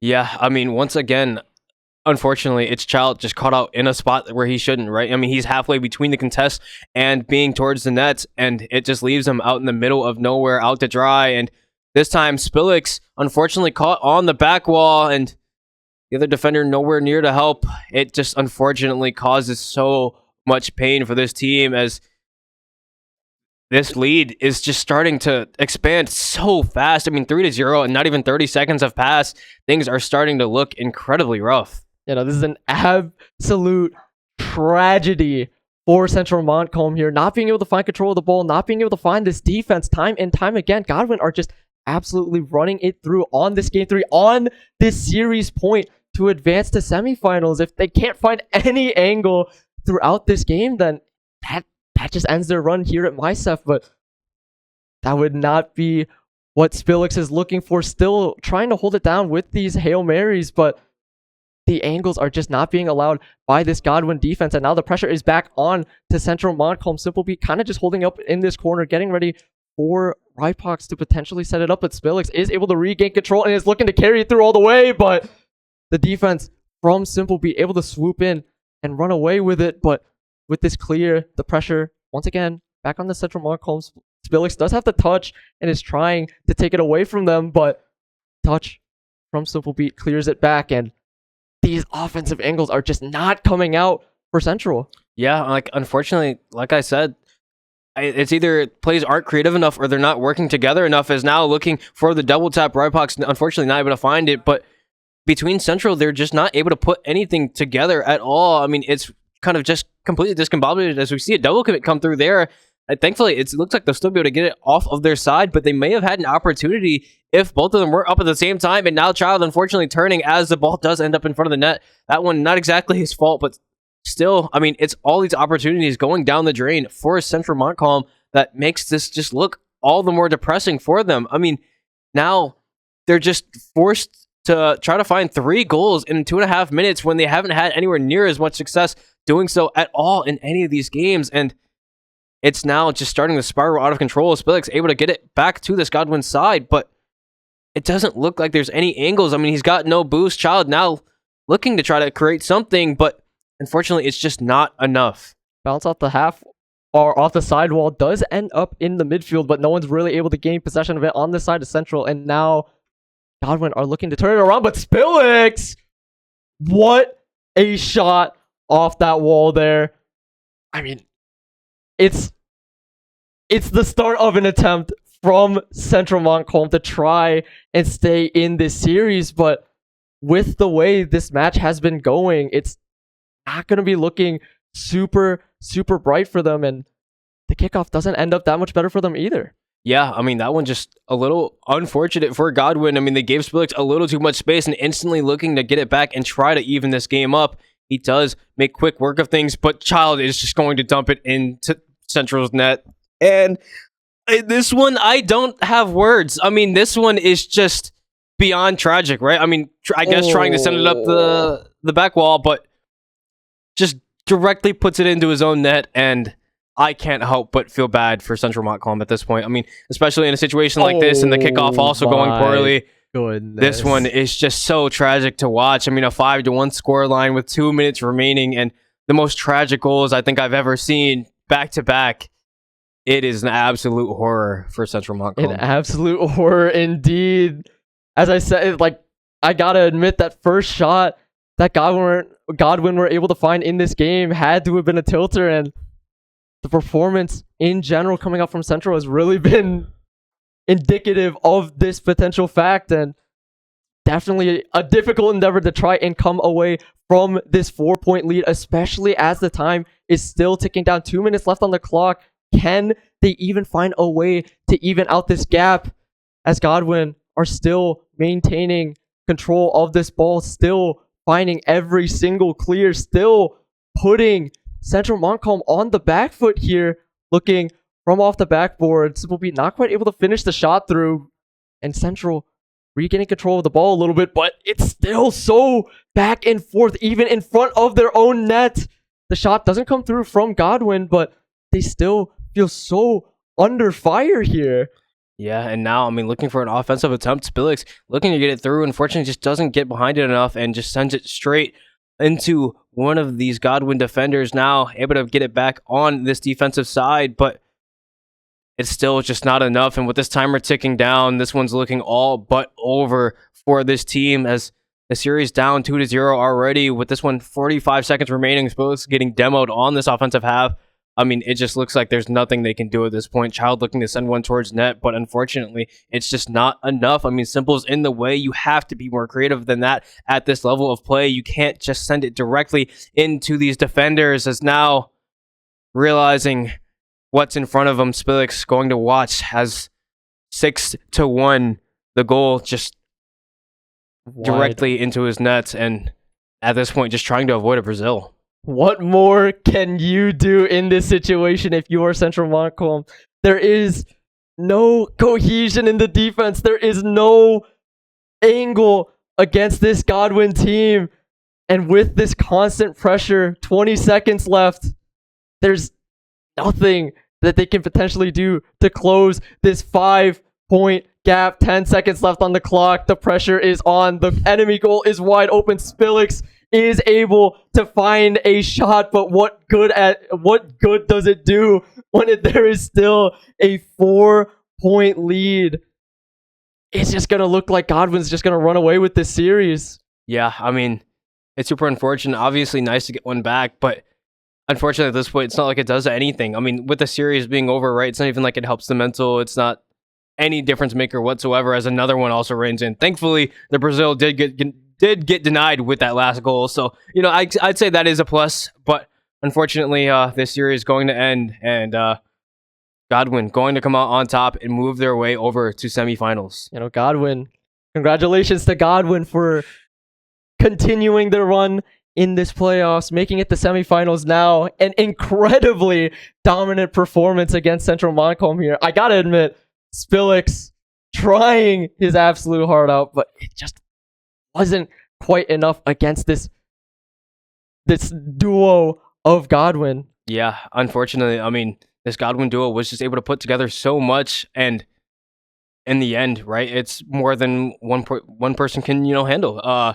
Obviously, a very much team-oriented game, and Central Montcalm just weren't able to come together, at the end of it, and it does happen, right? Series like this do definitely go this way, especially when it's a setting like this with twos, right? The individual skill expression, I think, is shown a lot more because of how much more space you're given, and like the possession you have of the ball, you have to do more with it, right? So I think definitely in situations like this, it's rough to see, but it does happen. Well played to both teams though. They made it to playoffs, and it was a fun match to watch regardless. But either way, I believe we'll be going on a bit of an intermission while we wait for either the other side of the bracket to finish up or the semifinals to get announced. So we will be back with that shortly, hopefully. But outside of that, we will see you guys soon. Stay tuned.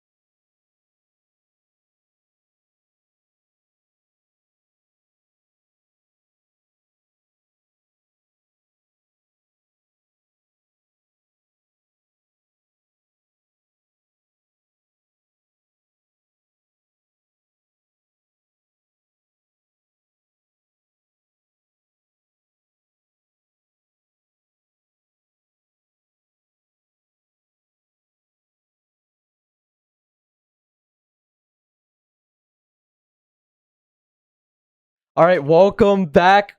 We are here now in the semifinals. Heartland versus West Catholic here. First seed and fifth seed. Kind of excited to see how competitive this game will be. Imane going a little bit wide there on the first shot, but what a way to start it off. Yeah, I'm very interested to see just kind of how these teams line up, as we did see Heartland play earlier, and they had quite a good time against the first team they played against. I can't quite remember. Corona, right. So yeah, now we do see West Catholic playing against them, and the start here, it does look like both teams are both having at least a decent time here on this offensive side. Heartland now the ones looking to apply the pressure. Treaty looking to send it towards this midfield. We'll get a touch off of the back wall, but unfortunately, it won't really be set up for Quixote, as now in the corner looking to do a little bit more with it. We'll see if he's able to find anything as he looks to send it towards net, but Cash able to get in the way at the last moment. Treaty, though, on the other side, looking to be a pest in the corner, at least try to keep these players out of the way. Imane is kind of just losing the ball there, but does look to recover, and now trying to get in front of it is able to get a bit of a dribble going off. It's into the hands of Quixote, and now jumping for the boost in the back line. Pause game. I not exactly sure what could have happened here, boy. But a player is having issues. Okay. Is there a different way to? I am not sure. I've never had to pause Rocket League game mid. I honestly can't say I've done the same either. Happening? I don't know what is going on, but I mean, unlucky. I gotta say, I don't know if we have permissions for that, but yeah, we may have to restart the lobby. Okay, looks like everyone's left the lobby. So, yeah, we're just gonna remake that really fast. We'll figure out what's going on for you guys right quick. Apologies. Whoopsies. May take a second to figure everything out. But yeah, they did say a player is having issues, so we'll figure out what's going on. We do have match admin set on now. Unfortunately, it wasn't on the first time, but we'll get in contact with the players and figure out everything that's going on. Assumedly they know how to get back in, but at the same time, that's just in case we'll get in contact. Okay, it does look like they are joining the lobby back. That's a little unfortunate. I mean, it was 0-0, so I'd say that's still fine, I guess. But yeah. Restarting from this point does feel like a bit of a scam either way, but everyone's back in, so we will be bringing it straight back through here. Yeah, that one quite odd. I can't say I've seen that before, but thankfully they do have everything figured out, and hopefully all the issues the players have been having or were having are solved. So now getting back into it, we do see it return to this Heartland side with the demo coming through, as now Quixote looking for a flick over one, but unfortunately can't get it over Cash. Now Treaty able to recover it. It's back into the corner over to Imani's, but there is no real play to be had, as Quixote now going to take it up the wall and look to get a contest before Cash, but it's about the same time, so the 50 going to go over to this Heartland side, and Cash looking to get a shot on goal, but fortunately it's not past Treaty, and now a beamer sent to the other side and an own goal to start the series out. There's just no way. Two games in a row in playoffs, we see own goals. It's an absolute tragedy for West Catholic to start off this match. I mean, granted, I will say this one's a lot more understandable. I mean, the clear attempting to come through on that one, and it's just super unfortunate. But it does happen, and now that does mean an early lead here for Heartland, as things have kind of restarted, and now looking to get it sent towards this Heartland side. It does right in front of the net, but somehow able to get in front of it multiple times. It doesn't matter, as Imani's will finally put it in, and Quixote only able to do so much to keep getting in front of it, as unfortunately just hits it directly back into Imani's there. And now 1-1, 4 minutes and 6 seconds remaining. There's still so much game to go. What a turn of events in that goal there, just forced to bounce the ball. Oh my goodness, what is happening? Just let me get a sentence out. Yeah, I mean, this one, another kickoff goal happening. Trudy, I think, unfortunately, using a bit too much boost on the way up, and it does cost them. So now Heartland, even with the early lead, will kind of go down instantly here, and we'll see if they're able to recover as Quicksicle going to look to cheat up and just get this first boost off as looking to send it off the back wall and potentially go for a demo. Unfortunately, he's going for the shot instead, which does mean this will just rain off the backboard, and now Treaty unfortunately getting a second touch that's not too great. And it is now Heartland kind of struggling here to kind of get things together on this offensive side as West Catholic once again sending it towards this net, looking to get a 50, but unfortunately it's not in Imani's favor as Cash looking to recover it and pick it up as Quicksicle is also looking for the contest, but it's Treaty to find one off the back wall. Actually, it's over to Quicksicle, but unfortunately there is no shot and still not finding any real success on this offensive side. Yeah, no, these angles just haven't been able to present themselves as well as they have for West Catholic, especially in the manner that these goals have happened. But now Treaty able to clear it back, looking to send it forward a little bit towards this West Catholic goal, but Quicksicle gets demoed and all potential angles are eliminated as Amanes is able to send it back towards here, trying to set it up for Cash, but it's just too hard of an angle to walk past Treaty, and now Quicksicle looking to walk it down this midfield, does get bumped away by Amanes, and still scuffling over the ball in this corner. Cash getting bumped away. Quicksicle, though, able to find the angle, getting the shot to even out this game. Yeah, I mean, it's a nice pass coming through from Treaty. I mean, honestly, it's more of a bad bounce coming off of Cash there, and able to find the cleanup on the shot is Quicksicle now. This one evening up at 2-2 here in this first game, remaining close. We'll see if it will continue to do so as Quicksicle now going to look to collect it in this back corner as he gets it over Imani's, but unfortunately gets stopped by Cash. Treaty having the pickup on the ball. Cash, no boost, and Imani's now the next one forced to contest. Demo coming through, and now just one last defender in the way, but Cash somehow able to get high enough even off the back of the flick. It does work out, and now Imani's sending it to the corner, looking to send it towards the net as Quicksicle thankfully having enough room to get in the way, and Quicksicle looking to just keep the pressure up, but unfortunately bumped off the ball. Cash now, Imani's the next one to take the reins. Now, West Catholic on the offense, trying to make it past Treaty here, but it doesn't quite look like they're going to be committing for this shot, and it's back in Quicksicle's hands. Does just get launched straight back towards this Heartland side, but Treaty has control, looking for this challenge here. No more boost on Treaty's vehicle, but Quicksicle is looking to just send it forward. No save possible for West Catholic, and Heartland have reassumed the lead. Yeah, I mean, it's overall just a really nice shot coming from Quicksicle. The flick over one and the bump on the next. I mean, it's super hard to defend for that last defender. And now Heartland claiming this lead back after dropping it. And it looks like another opening as Treaty looking to send it towards the net. Unfortunately, does go a little wide with it as Amani's was able to get back in time. So now Quicksicle looking to pick it up on this side, going for a bit of a pinch towards the net. Isn't able to find a whole lot of success, but it is going to take a weird bounce off this back wall. Thankfully, Quicksicle able to get in the way before a shot comes through. And now Treaty looking to take the next touch, hitting it towards the back wall. Unfortunately, collected by Cash, but still on the ball, looking to keep the pressure up. Treaty, no boost, is now forced to back up as Quicksicle looks to take the next contest. And we'll see if the 50 is in his favor. It is, sending it towards this West Catholic side, looking for the bounce off the back wall. The read is nice, though, and it will continue to stay in this midfield as Quicksicle will just clean it up and look to send it towards the side, but the touch isn't great, but it's not enough to secure another goal.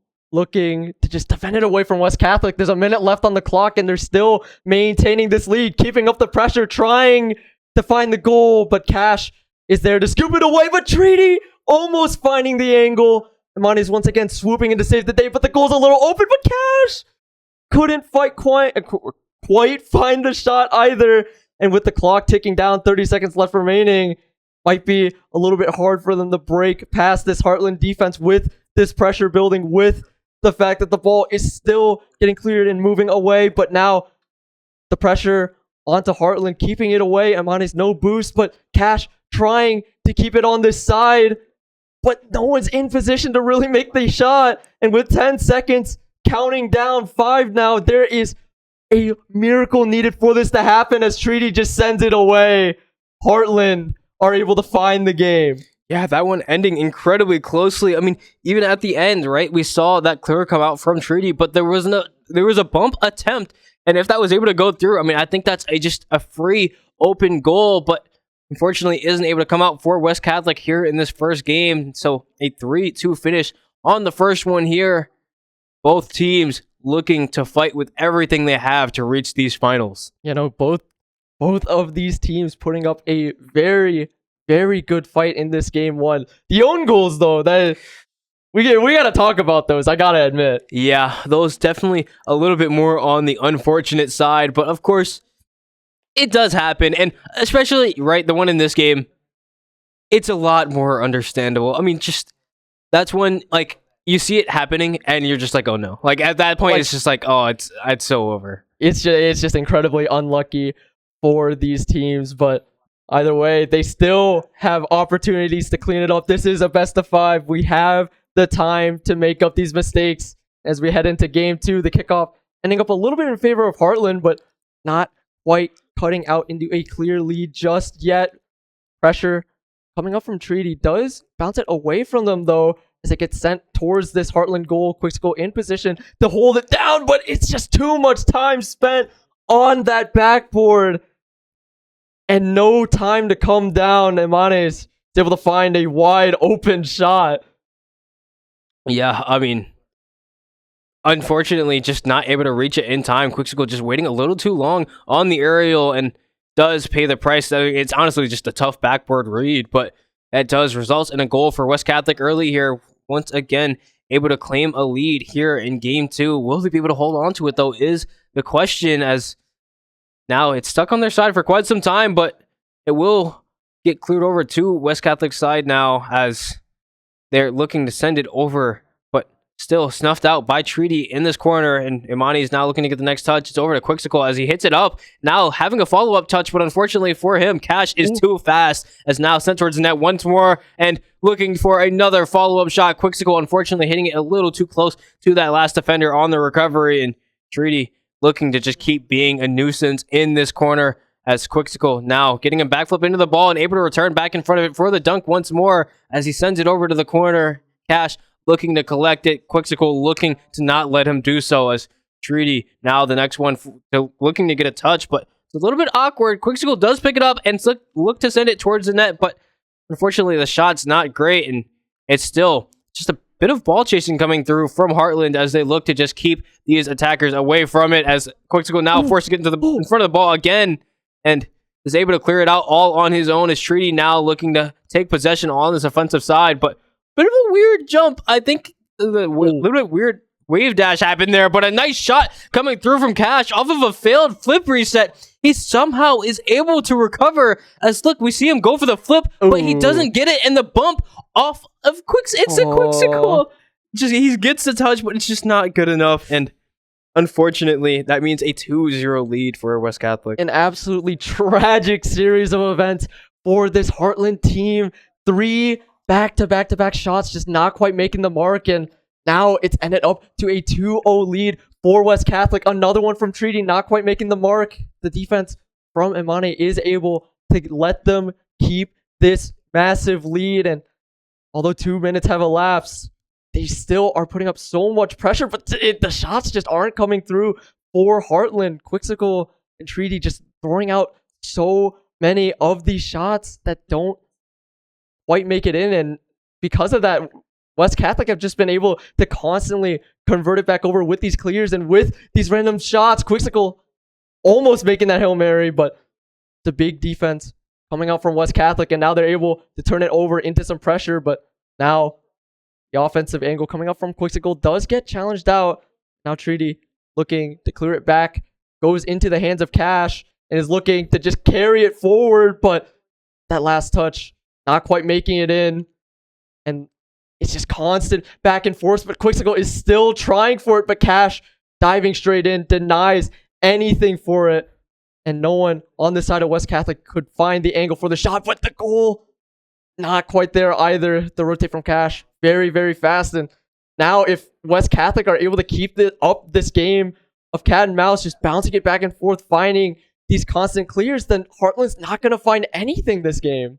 Yeah, I mean, so far, Heartland just hasn't been able to find a lot of these good contests on this offensive side. As a bit of a double commit does come through, it does seem to work out for them as Imani's now a bit of an awkward spot as Quicksicle looks to send it towards the net. It will bounce off that backboard and help help Heartland try to maintain possession as they still are able to contest every single hit coming through from West Catholic. Finally, being given a little bit of space and looking to send it over Quicksicle. Cash can't quite do it, but Imani's having another touch off to the corner as he looks to try to walk it forward, but Quicksicle looking to maintain possession, can't quite get it past Cash, and Treaty sending it forward, a potential shot coming through, but snuffed out once again as Imani's able to get in the way of that one. Quicksicle looking for a shot, and he's finally able to claim it. 1-2.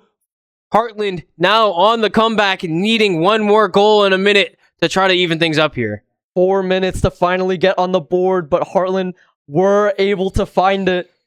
Now the question is, can they maintain this momentum? Can they find another angle like that one in these dire moments? A minute left on the clock. The time is ticking. The pressure is on them. Imane is almost finding a way to slip it past the defense, but it's not quite through just yet. Quicksicle getting a touch on it, but Cash is able to deliver it away. Still trying to upkeep this pressure, but Quicksicle gets demoed out, and it's left up to Treaty to try and make a play, but it's not quite clear-cut for the shot just yet.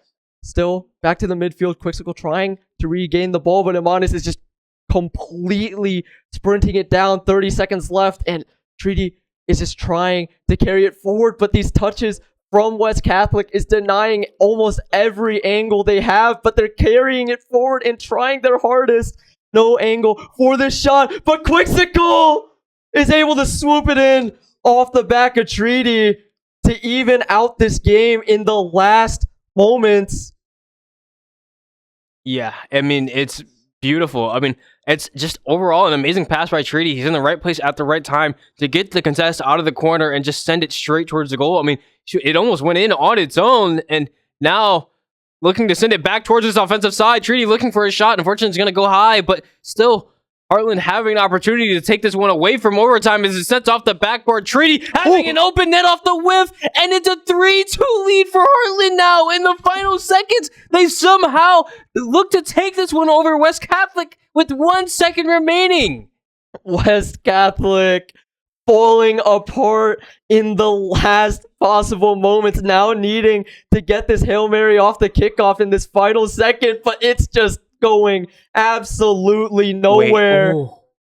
The whiff at the end cements the deal, and Heartland take another point on West Catholic. Yeah, now Heartland on match point. They're up 2-0, and they just need to claim one more to secure the series. And West Catholic, they've been playing a great game, but they're just not able to secure these wins in the final moments. I mean, it's just an unfortunate whiff on the back wall, right? I mean, obviously, once again, it's another awkward backboard read, right? You're in a position directly under the net. You have to find a way to get a touch where it just doesn't end up directly still sitting in front of the net. And it's tough, right? Because not only is the camera angle awkward, but it just makes everything that much harder playing it from that position. But still, it does result in the victory for Heartland in Game 2. And, you know, we saw a similar situation in Game 1 where it just ended after such an intense game. It ended with an unfortunate whiff. And now it's Heartland to look to finish the series out now. You know, threatening that ticket to the finals here at MiHSEF. Heartland are up 2-0, looking to close it out in this Game 3, but with a bit of a slower start here.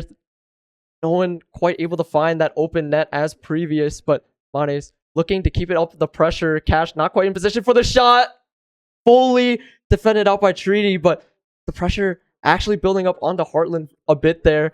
Now able to clear it back and try to find a play off this backboard, but not committed to here as Mane's looking to get back in position for this defense as Treaty is trying to walk it forward. Bounce away to the other opposite side. Quicksicle is able to send it back towards this West Catholic goal, but can Treaty get in position for this shot before Cash makes it? No, he cannot.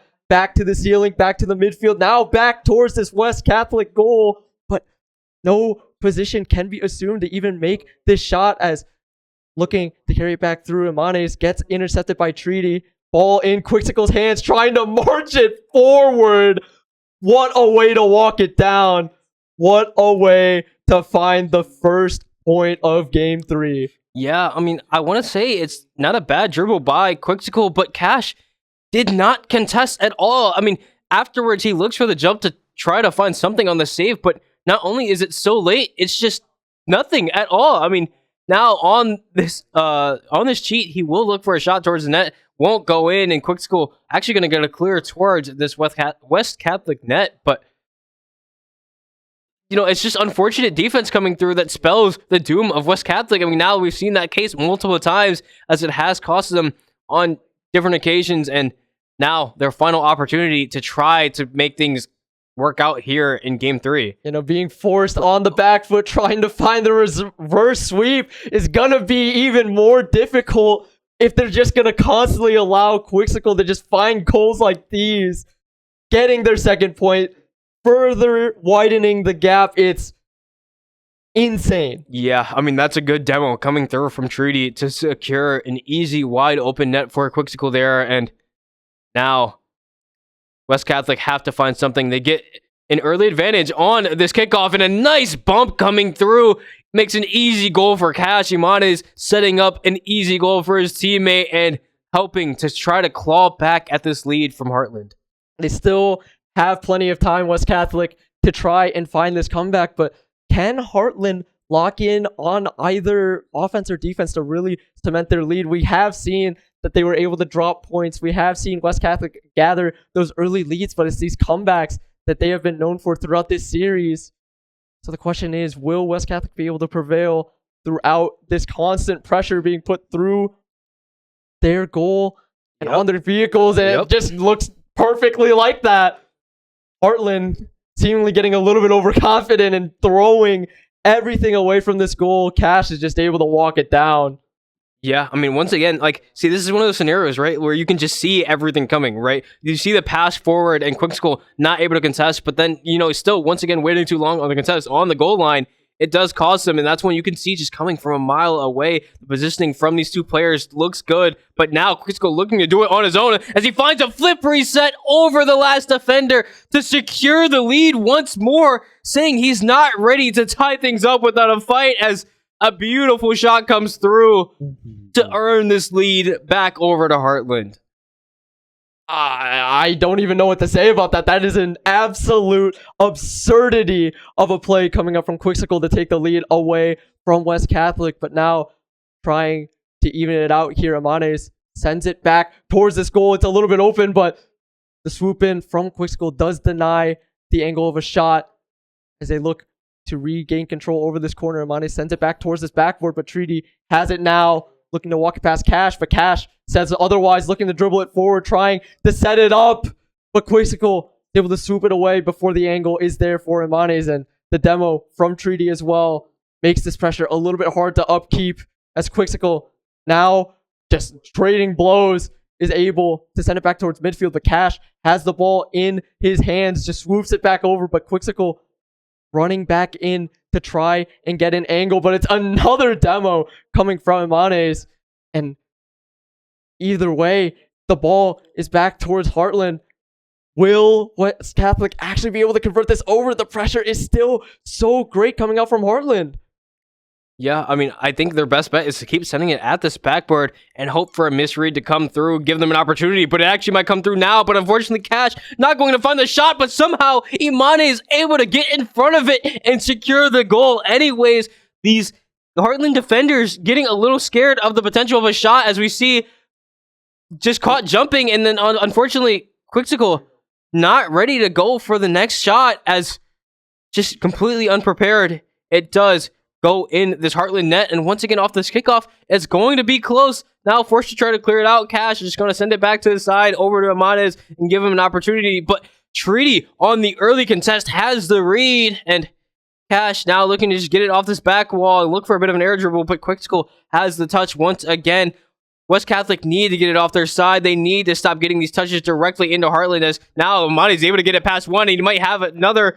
Can't quite find the cut, though. It's Cash to look for it in the midfield as the whiff comes through from Treaty, but unfortunately can't predict that one, as now Cash finding another touch over to the side, looking for a follow-up as it rolls up the wall, and has a nice dunk, but Quixote once again still in this corner, looking to send it out, looking to find a follow-up as well, but it's over to Amanes, and now it's just basically a constant air dribble fest as they go back and forth, seeing who can take absolute control of it, and it's Amanes to hit it under one. I believe it was Treaty. Yeah, that's a nice goal coming through from him. I mean, he's able to secure the second touch, completely catching Treaty off guard, and Quixote not able to get back in time. West Catholic fighting to stay in this series. Finally being able to find the lead in this game here.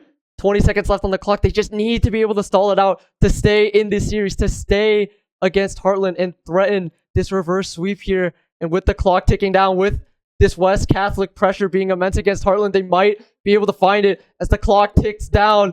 Quixote is trying to get this angle, trying to keep it in play, trying to get this goal. The pass, the treaty doesn't work out, and as the ball gets cleared, West Catholic are able to stand by and stay in this series. Yeah, they're finally able to claim one of these games, and like we've said, all these ones have been so close. They've been 1-goal games. They've been coming down to the last moments each and every time, and It's cinema. Yeah, I mean, gotta admit, games like this are definitely what we live for, especially here at the casting desk. So, hopefully we can see that continue here as we get into game 4, and we'll see if West Catholic is able to bring this to a game 5. Still, the looming threat of series point for West Catholic is a very scary one. It has to be nerve-wracking. It has to put that idea in the back of your mind that you will be done after you lose this. That nerve control that you need to hold through to become a finalist here at MiHSEF. As the pressure is being put on by Heartland, the defense from Amanes does send it back and clear, but now ball still in possession of Heartland, needing to find an angle here. Cash looking move forward. No one quite finding the contest in the air, but Quixote carrying it forward does get launched away by Amanes. Now Treaty trying to keep the play up, but no boost and no room to give as it gets sent back towards this Heartland goal. The demo comes out from Cash, and the opportunity for the shot presents itself. West Catholic start off another game with a lead. Yeah, I mean, that's a great play coming through from West Catholic, right? I mean, recognizing that the last defender is able to be, demoed there, and then getting it past Treaty and just instantly being able to send it to the opposite side of the net to secure that one open spot is absolutely beautiful. And now looking for another shot on to net as Cash just sees an open ball in the middle of the sky. Imanez, a great pass, and once again, West Catholic are playing together so well here in Game 4. Heartland instantly going down 0-2, need to find an answer. These plays coming out from West Catholic have been so great to find these angles against Heartland. They haven't been able to actually defend any of these balls or even really convert it around to these offensive shots, but now looking to prove me wrong, looking to send it over into the corner. Treaty goes a little bit wide, but Quizzical able to send it back towards him, but the ball gets cleared back by Cash, and the goal's a little bit open. Can they find another guide into the goal? Yes, they can. West Catholic are just running past Heartland. Yeah, I mean, we were just talking about how close of a series this was in every single game, but this one opening up 3-0 for West Catholic. Heartland definitely in a scary spot. They need to lock in on this defense because this is a little bit too sparse of a defensive strategy to really make work here, as Quixote going for the shot barely gets defended, but the follow-up from Treaty is able to cancel it out. Heartland now on the board, looking to close the gap. Yeah, I mean, overall, that was well played by every player. The fact that Treaty is able to still get a shot off there is kind of crazy, and just, it's nice from Heartland, but it was defended well. I mean, that first touch off the crossbar and the follow-up coming through as well from Imanis, but unfortunately, it's not enough. But Heartland looking to start clawing back at this lead. I mean, we have seen them make comebacks in prior games, just not to this degree. Treaty finding a nice save, and now Quick the next one forced to go up and contest as the shots are raining through, and Amani's now looking to find something off of the back wall as in the corner with the ball, but unfortunately it's contested by Quixsicle and Cash. Now the next one trying to take the fight, but it is sent out towards this midfield, looking to take a shot. Unfortunately, it won't be on target. Iman is now going to get it over one, looking for a bump on the second as he finds it, but his teammate isn't quite ready and unfortunately doesn't have the read off of the last touch. Treaty now looking to take advantage as he sends it towards the net and gets it over the last defender.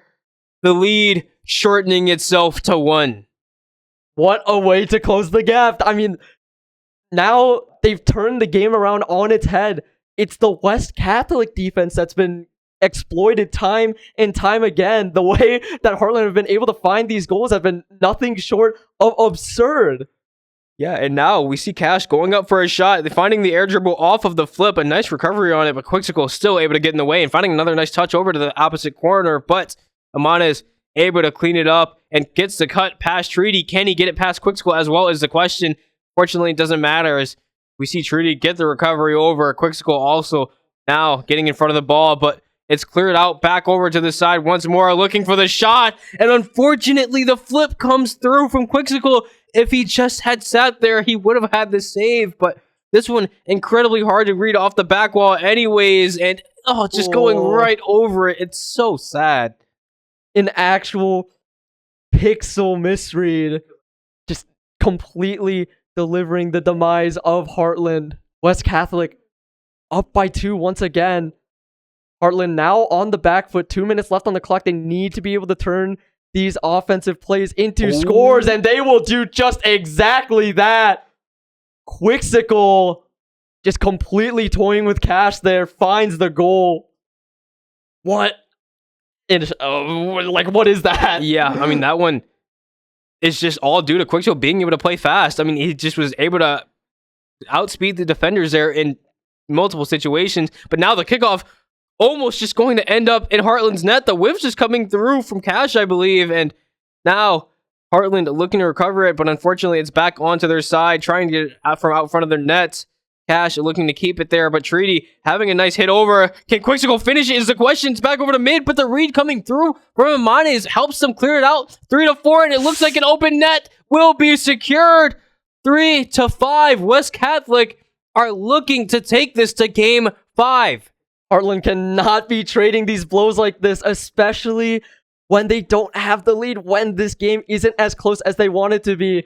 The time is ticking and the pressure is building. Finding 2 goals now, especially with West Catholic on... Oh no. Another kickoff goal here. I mean, and this one, if you're Quixsicle, right, there is nothing you can do about it. If you cheat up for this ball, this one is just unfortunate. I mean, at the end of the day, it technically comes down to a bad kickoff from Treaty, but even at that, the chances of that happening are so slim. It's so sad to see as, once again, it'll rain towards this side, and West Catholic will claim a 7-3 lead. This game looked close. It looked far. They were able to even it up, able to bring things back, Heartland, but then, once again, it's just spiraled out of control. West Catholic on an absolute tear here in the last quarter of this game. You know, absolute belters of shots, absolute insanity coming out from West Catholic, just walking this ball down entirely throughout this game. Heartland have not been able to match this momentum, match this pressure, and it's built up to be a full 4-goal lead. And with a minute left remaining, that's not an easy one to overcome, even while trying to play on the offense, even while trying to keep it in this corner and find a pass play. It's looking real difficult to look for it as Quixsicle going for the shot does get blocked out, but not having possession of this ball, if your Heartland, is looking very, very grim. The chances of winning are only getting slimmer by the second as that Hail Mary goes wide. The clock continues to tick down. The pressure still building onto Heartland. It's not going to get any easier from this point on. Quixsicle still trying to find the contest. It bumps back towards the corner. Treaty trying to follow up, but the boost is gone.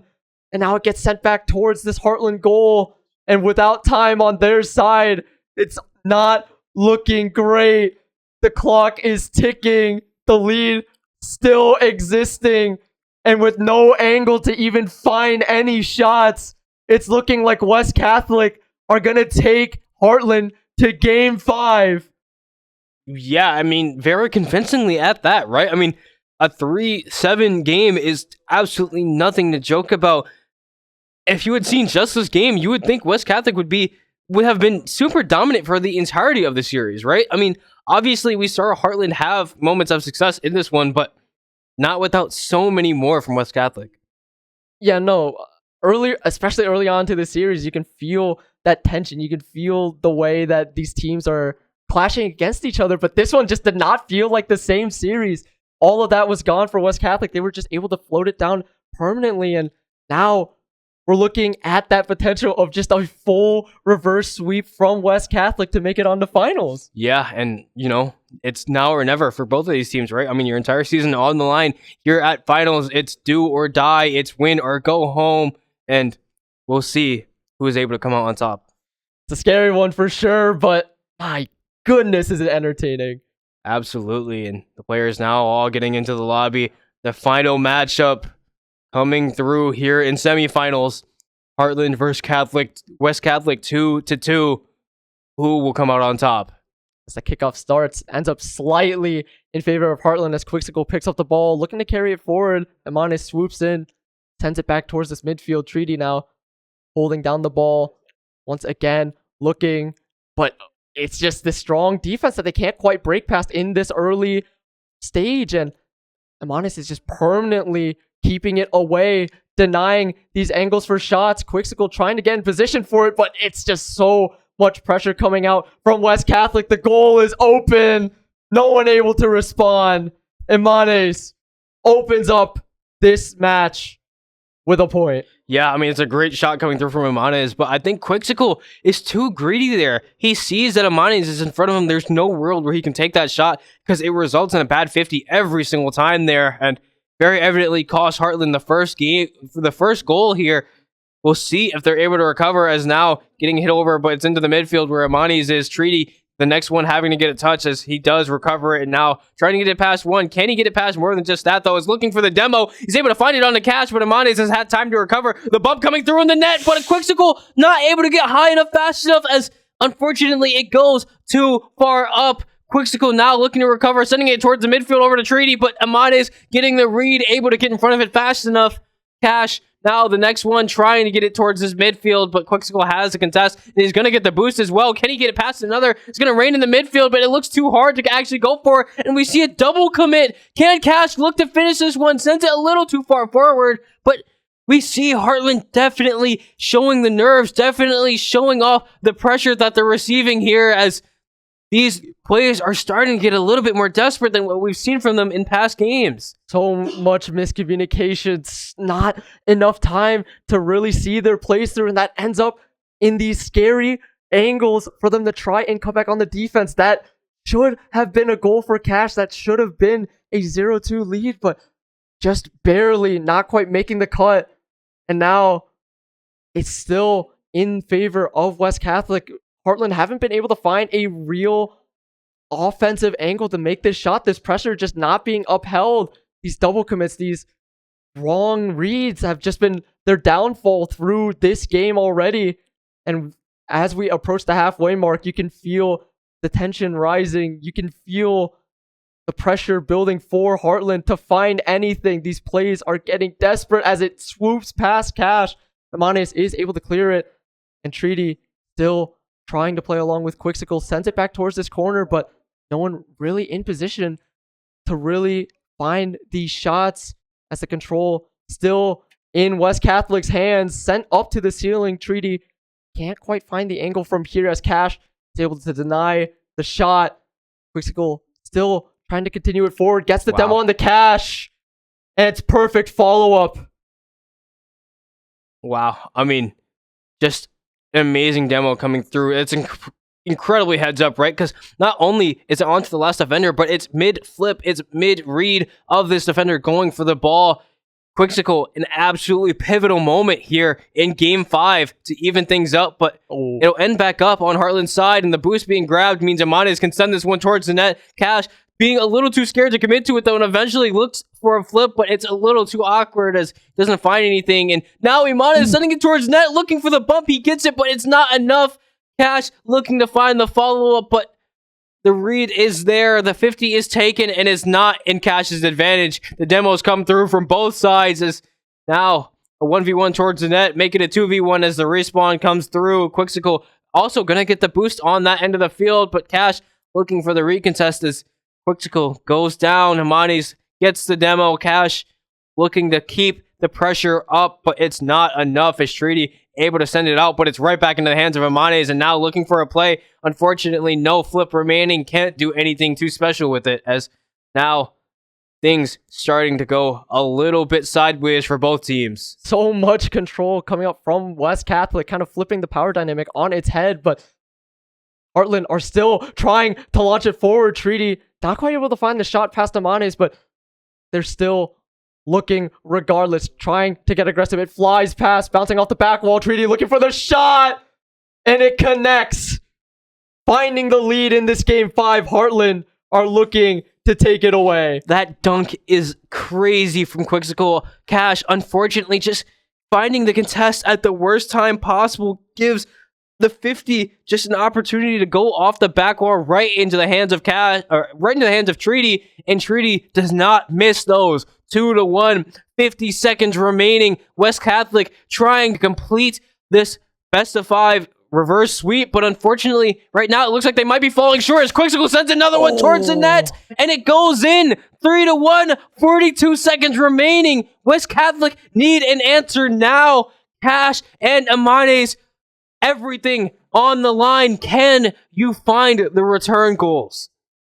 Just in their groove now. Heartland are itching to make it into the finals of MiHSEF here.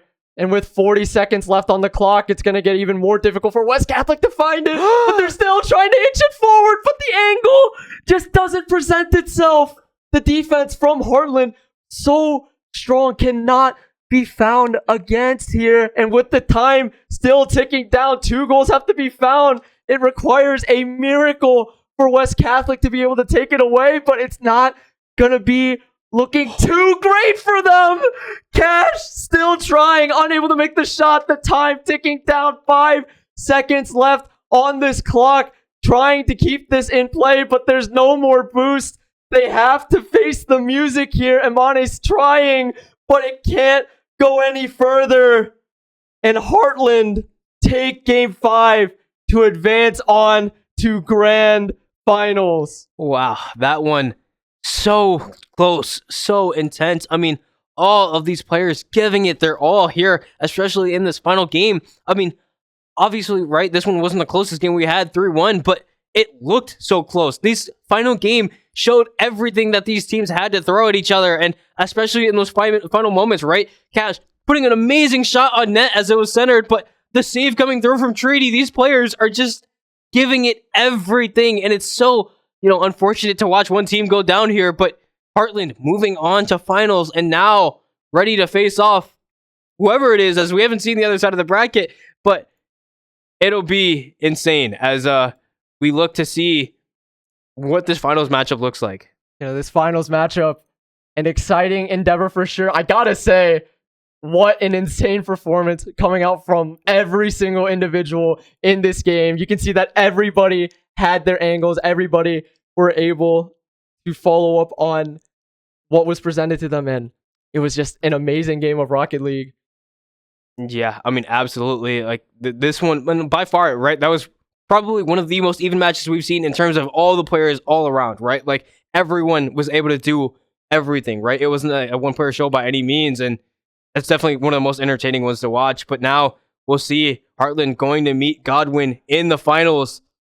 It'll be quite the series to watch. Will be cinema, so be sure to stay tuned for that. We'll be going on a quick intermission, so we will see you all soon. See you guys soon.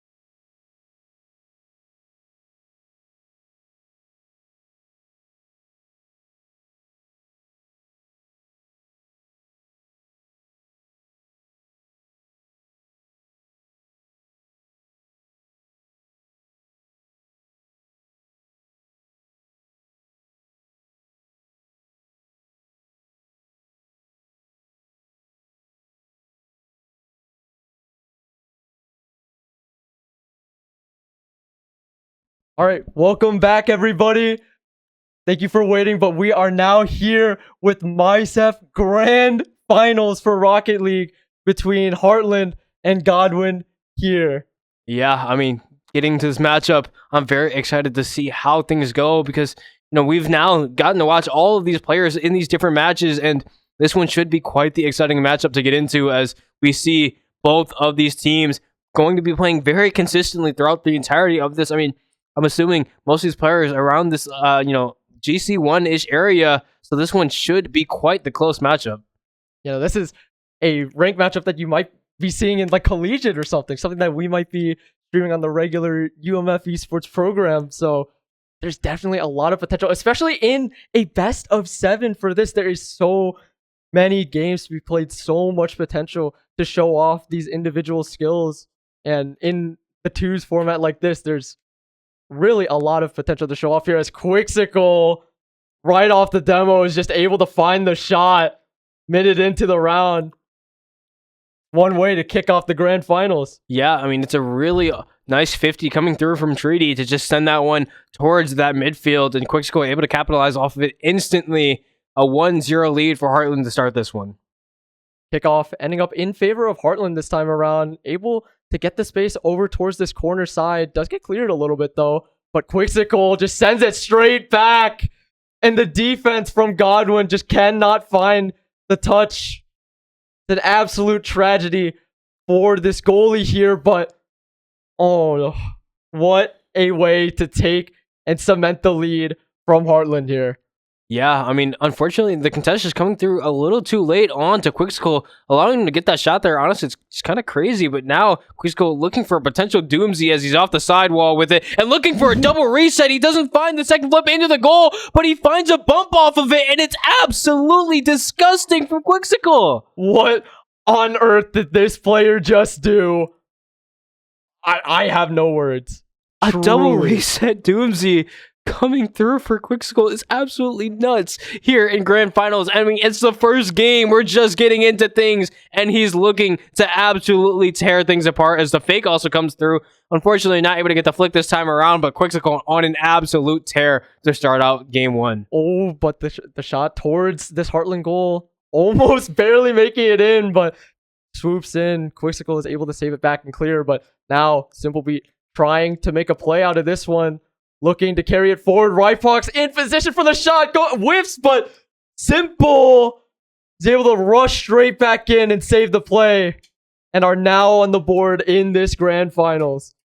Yeah, I mean, an absolutely absurd start. Both of these teams finding some absurd goals. That one a little scuffed for Godwin, but still, I mean, a start to actually get things going for their side. So now we'll see if they're kind of able to pick a little bit more up as Rypox looking to try to get this one across the field. Unfortunately, snuffed out by Quixsicle. Now looking for a potential doomsday again. Can't quite find it this time around, but Treaty will get a 50 over to Quixsicle potentially, but opting to not contest. We'll actually see a demo come through and another bump from Treaty here, but unfortunately, Simple able to respawn in time, and now it's back over to his Heartland side of the field. Treaty beat on the take. Quixsicle now forced to send it in front of the goal, but staying with it, he's able to deny any potential shots and looking for another one over Simplebeat. Can't get it, but still contesting repeatedly on the goal line. Looking to flip the pressure back now. Simple just carrying it forward towards this goal. Quixsicle is able to swoop in and rush it away.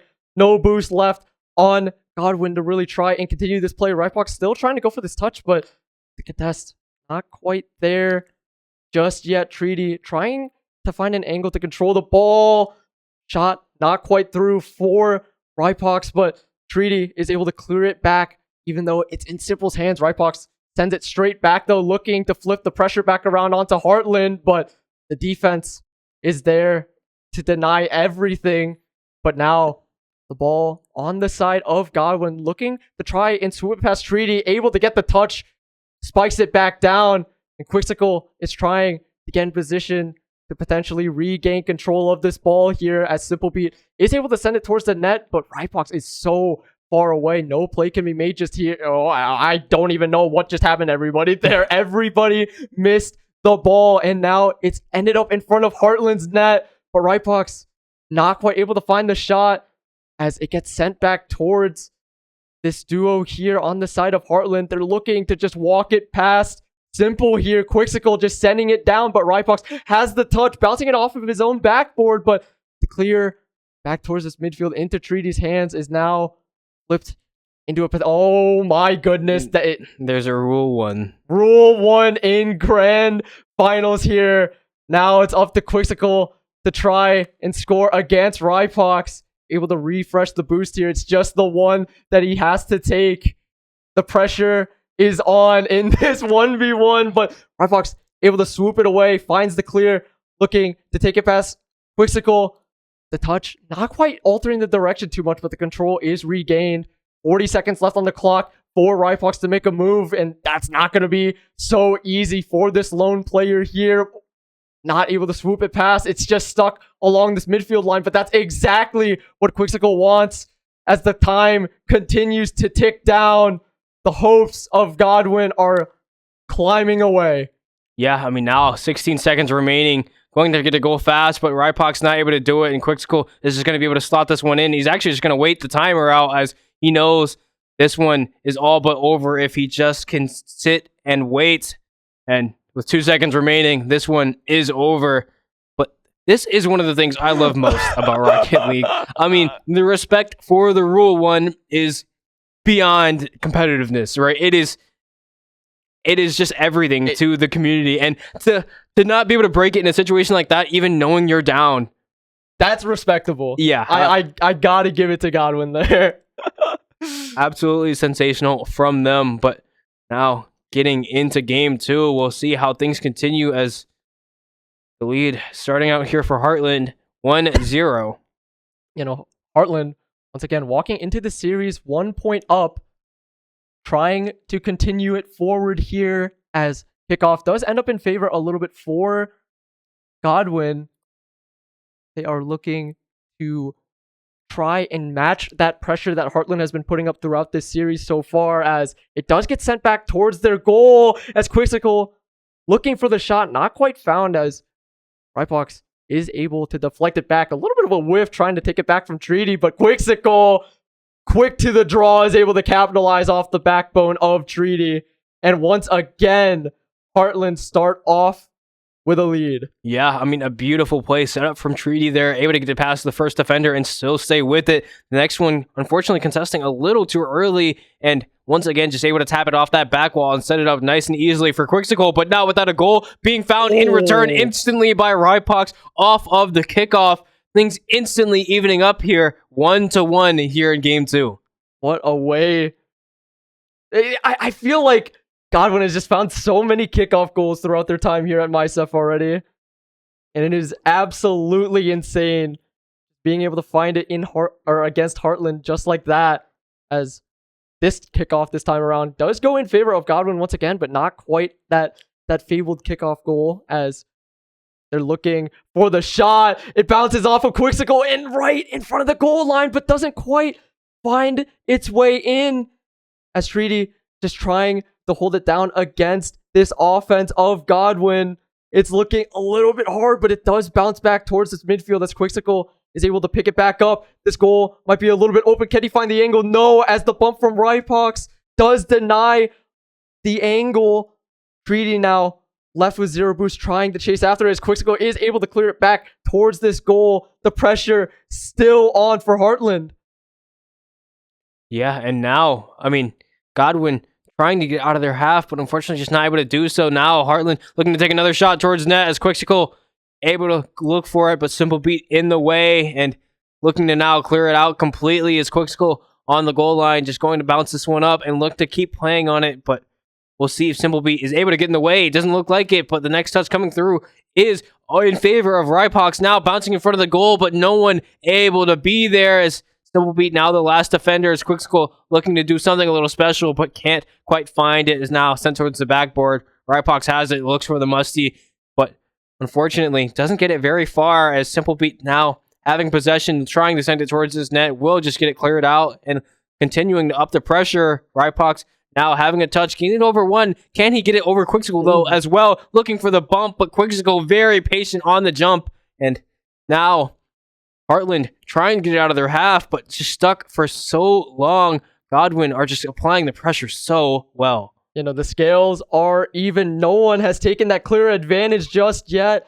Both have such good reads and rotates on these shots taken by each other, and no one's been able to break against each other's defense. And trying to match that offensive power is a little bit difficult, but the demo coming up from Quixsicle onto Simple might give them an angle here as Treaty trying to send it up. Not quite able to... almost finds it. But Simple does have the defense, but it's still so much constant pressure now. Just at the flip of a switch, Quixsicle and Treaty run it down. Yeah, I mean, once again, another nice shot coming out from Quixsicle. Unfortunately, Simplebeat not quite finding the clear that he wanted there, and it does end up costing Godwin another goal here in game 2 as things are starting to kind of wind down, and Heartland looking to come out on top again. We'll see if they can do that as Treaty looking for a nice flip reset into the pop, and a beautiful goal coming through from Treaty here to absolutely secure this lead at 3-1, and Godwin starting to fall behind. Treaty still putting on a performance as well. I know I feel like I've been saying Quixsicle a lot, but Treaty has definitely been putting in the work as well and cementing this 3-1 lead in game 2. Still trying to keep up the pressure. Not quite able to find it off of that play just yet, but it's so much pressure. Trying to flip it around now. Godwin finally finding some space towards this Heartland goal, but it just gets flipped away and cleared back towards this corner already. Simplebeat able to control the ball, but I don't think there's quite an angle presented on itself at this sidewall just yet, as Treaty now trying to walk it past, but Simple is able to bump it. A Quixsicle running in now. Might be looking to swerve it past Ripov, but he is able to just bounce it off the back wall and get the shot. It's a 3-point lead. Yeah, I mean, that's an absolutely phenomenal play coming through from Quixsicle once again, as the land into the instant flip to get a powerful hit off that back wall completely catches Rypox off guard, and to be able to actually finish that without not just blasting that one over the net is incredibly tough. So it's amazing ball control coming through from Quixsicle here, as Treaty now looking to do something similar as he sends it towards the net and finds a ton of bumps onto one. Absolutely running it into Simplebeat as Rypox not able to get back in time, and some absolute abuse coming through from Treaty here. Oh my gosh. That's a violation. Seeing that in the grand final, that makes me feel nothing but bad. But either way, there's a minute left on the clock, and Godwin have to find 4 to even get a chance at taking this game 2, as Heartland still putting on this pressure, just constantly getting these early leads throughout these kickoffs. It's so difficult for Godwin to try and convert it around, especially with 40 seconds left on the clock. It keeps ticking down, and Godwin need to make their move. Yeah, I mean, it's starting to look like it's too late, unfortunately, as 30 seconds remaining. They need to score every few seconds if they actually still want to win this one, but Quixsicle has no intention of letting them do so, pestering them at every single instance on this attack. Treaty lying in wait, ready to snuff out any potential threats, as now just throwing it off to the side. The corner now recovered over by Quixsicle, and with 8 seconds remaining, this one is over no matter what goal would come through. Game 2 going over to Heartland, cementing a firm lead in this series already. Wait, ball still in play, but yeah, that's never happening, but you never know. But either way, Heartland taking game 2 very, very convincingly. Yeah, I mean, Heartland this game looked amazing. Quixsicle specifically, obviously able to take 4 goals, but Treaty as well, being able to set up for so many of these early on, and it just looks absolutely phenomenal from this team. Now, it's the question of if Godwin is able to respond and if they're able to start getting some of this teamwork through. I've noticed that throughout this tournament so far, most of these teams are very, very momentum focused. They're able to find angles once they're able to get their boots off the ground, but like getting the ball going is the difficult part, especially when you're already down 2 full games. So Godwin really need to tie it back and try to lock in if they want to have a chance at taking this grand finals away from Heartland, as the pressure being kept up, the demo onto Treaty, but Quixsicle is just able to turn it back around, trying to carry it through. Rybox does have the touch and is looking to carry it forward, but Treaty getting another one, bumps it straight back, but now back in control of Simple, gets flushed away by Quixsicle, and now it's just still stuck in this corner of Godwin's side. Yeah, now trying to clear it out. We'll see if Simplebeat is able to get it farther than the halfway point. Doesn't look like it, as Treaty has the next touch, and a bit of a hesitation does come through from the side of Godwin now, and towards the net. Treaty looking to put it in, won't quite make it, but still keeping the pressure up and keeping it in this half. Mistake has to come through from Godwin eventually, or at least that's what Heartland thinks as they continue to apply this pressure, and it's Treaty to find it in the middle of the road, but unfortunately, Quixsicle not quite committed enough for it, and it will still remain in this half. And it doesn't seem like Godwin has an answer to fully get things out. I mean, finally, looks like they'll be able to clear it out, but it doesn't look like any real shots coming through. But maybe change that, as we do see Simplebeat look to send it forward, but unfortunately, it's not there. And Quixsicle looking to find a 50, gets a pretty decent one, and will keep up the pressure. You know, they're trying their best, Godwin. They're able to find some of these clears now, but trying to match it off on this offensive power that Heartland has been putting down is no joke. This defense, these rotates coming up from Heartland have not been unwavering at all, and these conversions look so smooth, being able to turn it back around to play the offense. Oh my goodness. That is not only unfortunate, but that is absolutely disgusting coming through from Quixsicle. The double, not only a double bump, but then getting the follow-up bump onto, I believe it was Simple, to just keep these defenders away from this ball, and it set Treaty up for the easiest goal of the series thus far. And that's a hard one. Yeah, I mean, it's absolutely beautiful coming through from Quixsicle, but it is still only a 1-0 lead. It's, you know, less than we've seen in a lot of these games for Heartland. So now we'll see if they're able to find even more, as Simplebeat looking to send it out. Unfortunately, leaves it in front of the goal once more. It won't quite go in, but it'll remain in this Godwin half. The pressure unrelenting from this Heartland team, as a shot is taken, but it is unfortunately a little wide, and will return to this Godwin corner once again. And a shot taken from Quixsicle doesn't quite go in. Treaty looking for the follow-up, can't quite find it, but still, it's so much coming through from Heartland. Inching it forward, though, Godwin starting to pick up the pressure a little bit. They've been able to clear it more often and try to actually take more of these shots onto Heartland's goals, but the defense has been so strong. They can't quite find that gap, and they've been forced back once again by Treaty. What a goal that is. Yeah, I mean, it's crazy that he scores this. He doesn't get the flip, as you can see here, but he's not getting contested. Rypox and Simple both just waiting until the very last minute, and unfortunately, that does mean he's able to get past one, which is enough in a situation like that.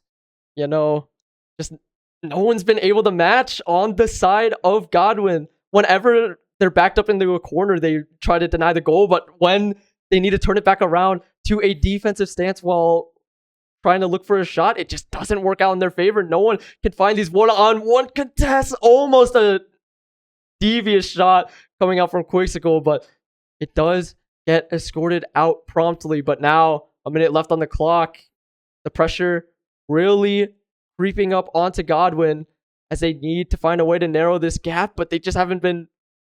They have found the gap, actually. What? Instantly eating your words. This is like the third time this series, man. I mean, you know, maybe a bit of a reverse caster curse here from right click, but an absolutely beautiful air dribble coming through from Simplebeat there to cut the lead to 1, and now we'll see if Godwin is able to do that again, as with 1 minute remaining, they have to do it soon if they want a chance here in Game 3. But now Rypox looking to send it towards the net, unfortunately waiting a little too long on the flip, so he won't be able to find anything. Now Simplebeat looking to take it up the wall, but the pre-jump comes through from Quixsicle, and it almost goes in the net, but now Simple Beat looking to take it down the other side of the field. What happened? The goal is open. It looked like defenders were back in time, but it looks like a misflip coming through from someone. I believe it was Quixsicle, and unfortunately, it just goes directly into this Heartland net. Things are evened up 2-0 here in game 3, and at the snap of a finger, just able to even it out just like that. Quixsicle almost able to find the shot, but Simple Beat has the defense on lock. 30 seconds left. Will any team find the edge over the other? Pressure kind of died off a little bit with that potential for overtime, but Quixsicle still looking for it. Not quite able to find the shot as the defense rings through. 10 seconds and counting, but why is the goal open? Godwin just giving it straight over to Heartland in the last moments. An absolute tragedy.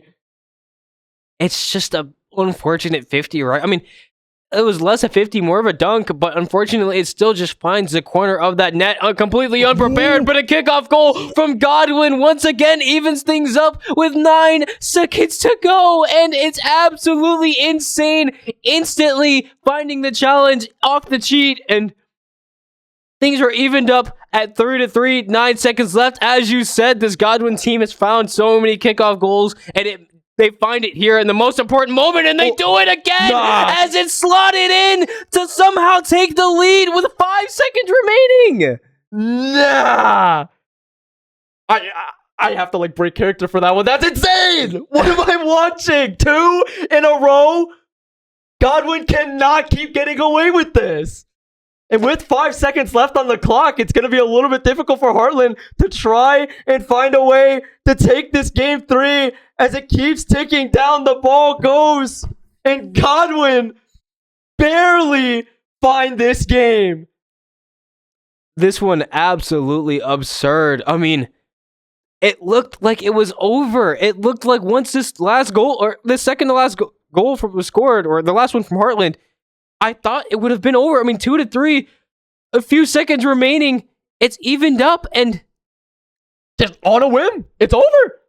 But for Godwin, it's absolutely insane. And somehow Godwin managing to find these kickoff goals, and you know, it's just played slightly unsafely from this team here, as now 2-1 on the series. This one remaining an intense match. Yeah, no, both teams seeming very evenly matched, even though that game 2 looked pretty decisive for Heartland, but now looking to keep up the pressure in this game 4, it's still over on this Godwin side. Simple Beat is able to clear it and send it towards this corner, but it doesn't quite look like it's going to be an angle here, almost off the backboard, but Treaty has the save here now in the midfield. Quixsicle looking to escort it forward. Not quite able to find the initial angle, and it does get sent straight back towards this Heartland goal. Simple Beat trying to walk it forward, but it just wasn't the right angle once again. Rypox now trying to assist for control of this ball, but Treaty is trying to actively help out as well. 1 minute in, and no team has found clear cut angles just yet. Rypox swooping in to send it towards this net, but just can't quite find the goal, and now the pressure flipping on its head. Yeah, I mean, absolutely insane stuff coming through, and now Treaty looking to slot it in to find the first goal of game 4. The 50 a little unfortunate as it rains above the net, and Simple a little too deep in to actually be able to try to come out and save that one. And an early lead here for Heartland once again.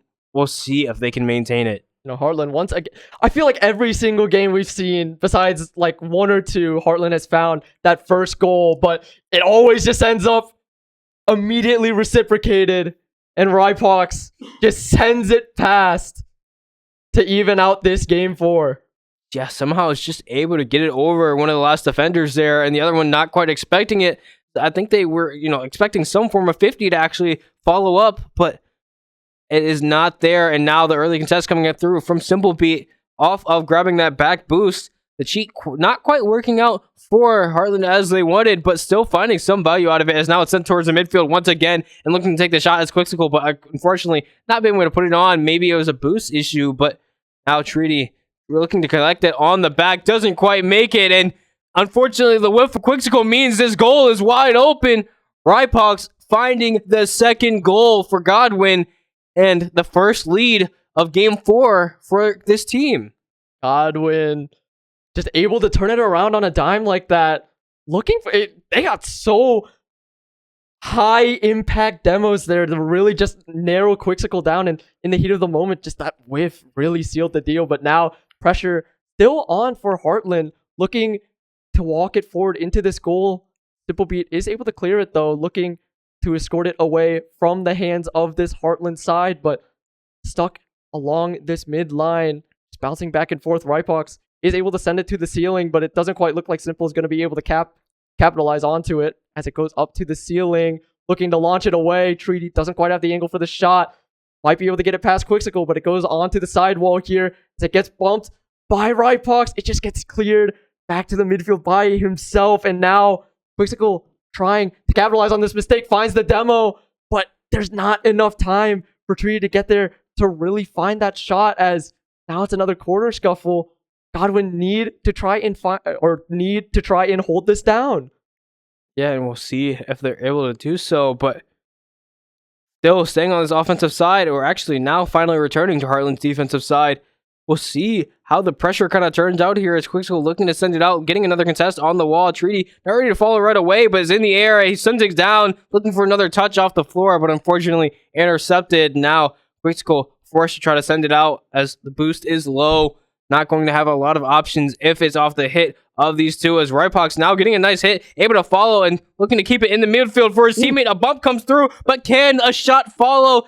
It looks a little too tough, as the ball a little too awkward for a real shot, as Treaty now looking to send it through, but an easy save for Rypox as he looks to keep it going forward, but the demo coming through, and Quixsicle now having an opportunity to get it over multiple defenders. It's a double commit coming through, and a shot for Treaty to even things up here in Game 4 once more. Finally being able to convert it over from the back foot into a goal. Heartland even out this Game 4 here, and with a minute and a half left on this clock, there is still so much potential. We saw in that previous game, it really can go either way. And looking at the beginning of this round, the pressure trying to be put on by Godwin, but the boost just runs out at such a bad time. And now it ends back up into Heartland's hands, looking to clear it back through. Treaty carries it over to the sidewall. Couple contests coming out from Godwin. Quixsicle just carrying it forward, not quite able to slip it past, but still multiple shots. Double commit doesn't quite go through, but still the pressure maintained by this Heartland side, trying to find the angle. The demo comes through, but the ball is already making its way towards this Heartland side as it sits in front of the net. Treaty whiffs, but so does the shot. It's an absolute nail biter here outside this Heartland goal. 30 seconds left on the clock. The score is still even, and Heartland are trying to keep up this pressure, trying to play through this offense. Will they be able to find it as it gets cleared back? Treaty looking to send it towards Quixsicle, but it doesn't move forward enough, and Simplebeat is able to just send it straight back into their goal and take the lead with 9 seconds left. Somehow, in both this game and the last, Godwin has been able to pull the rug out from under this Heartland team at the last moment, and it's just absolutely baffling. I mean, we'll see if this team is able to find it back in the final moments. I mean, 5 seconds remaining. Treaty looking to send it towards the net, takes an awkward bounce, and it looks to get sent to the top left, but it can't be found. Now the timer completely out, trying to find a touch towards the net, but Godwin is able to lay it down softly, and 2-2. These teams evened up, and now Godwin with the momentum in their hands. I mean, what are these goals coming out from Godwin? Just consistently finding these wide open nets from half court, from the other side of the field. It's absolute insanity. Yeah, I mean, by all means, finding these goals in moments like this is just insane. I mean, I guess it's just a bit of an overcommittal from Heartland in the final moments of that one, but still, I mean, just the fact that they've been able to find these goals in these important moments is just so huge, and especially off of the kickoffs, right? I mean, having a good kickoff is one of the most important parts of Rocket League. It is the most fundamental part where each and every, round starts, and after every goal, you continue to have a good kickoff, and obviously, unfortunately, costing Heartland here a little bit, as a lot of these scenarios haven't quite been going in their favor off the start, but we'll see if they're able to find an early lead again off of, their just overall good mechanics. Trying to keep up the pressure from the beginning of the round does eventually get cleared back towards the side of Heartland, but Treaty now looking to contest it out on this midfield, slowly inching towards this Godwin goal. Almost makes it in, but Simple has the save. Quixicle now here trying to maintain the pressure, but the boost is gone. It's looking like a reversal here as the whiff from Treat does end up with the ball in this corner and with the demo as well. It's a shot from Ryfox that doesn't quite make it past the post. And now Treaty forced to send it back here. Bounces off the backboard, but Quixicle not quite able to make the shot. Ball off the ceiling. Stays along this midline, trying to regain some momentum. Simple trying to bump it back, but it just ends up into the ceiling. Quixicle keeping up the pressure as Treaty is inching forward, trying to walk it away from this Godwin side. Simple still trying to force out this clear, but there's just no room. It keeps getting bounced back, and now the ball's in front of the goal, but no one can really find the shot. Treaty trying to get in front of this ball to stop Rypox, but the bump and the touch from Simple does send it towards the goal. Quixicle has the defense though, but this pressure just keeps getting flipped back onto Godwin. They can't maintain a constant level of aggression the way Heartland has been so far, but the defense, immaculate enough to keep this game even, do manage to find the clear, and what is that? That is unfortunate, is what that is. Off of the head of a Treaty, it somehow goes all the way across the field, bars down, and is in for Godwin, as they find the first goal here in Game 5 off of the back of quite a lucky one. And now Treaty looking to even things up as he sends it towards the midfield. It does make it a pretty decent shot for Quixicle, but a whiff comes through from Treaty and also from Rypox there, but thankfully doesn't really cost either team, as now still in this half of Godwin does eventually get sent out, as Quixicle now looking for a touch. Doesn't quite get it off the back wall, but is able to send it past Rypox. Now just needs to get past one more. Simple, though, able to get in the way, and it's Treaty's ball. He sends it towards the midfield, but his teammate isn't ready to turn on it. The demo coming through, though, definitely relieves a ton of pressure as Quixicle looking to get it past one. Can he do any more, though, as now Treaty recovering the ball. It's a little awkward off the wall, and won't be able to go very far, as once again, Quixicle just going to pick it up in the midfield and try to keep it in this Godwin half. These plays now for Heartland just haven't been able to why is it when I try to say anything, they just completely prove me wrong? Quixicle just heard me out of spite, found the goal to even out the match. That's all I could say. It's just, yeah. Yeah, I mean, it's absolutely insane. I mean, the timing, a little odd, but Treaty now looking to get a 50 in the midfield. Can't quite get an amazing one, but Quixicle is able to recover off of it and sends it downfield, but Simple Pete does have the ball in his hands, going to go off the ceiling, as now having the flip available, but sends it over to his teammate. Can't quite finish it, but the demo now coming through, but Treaty has an open net, but unfortunately, he doesn't go far enough. He panics and takes the shot too early. It won't meet the back of the net here, as Rypox now looking for a double tap off the sidewall. It's a beautiful, but it won't quite make its way into the nets.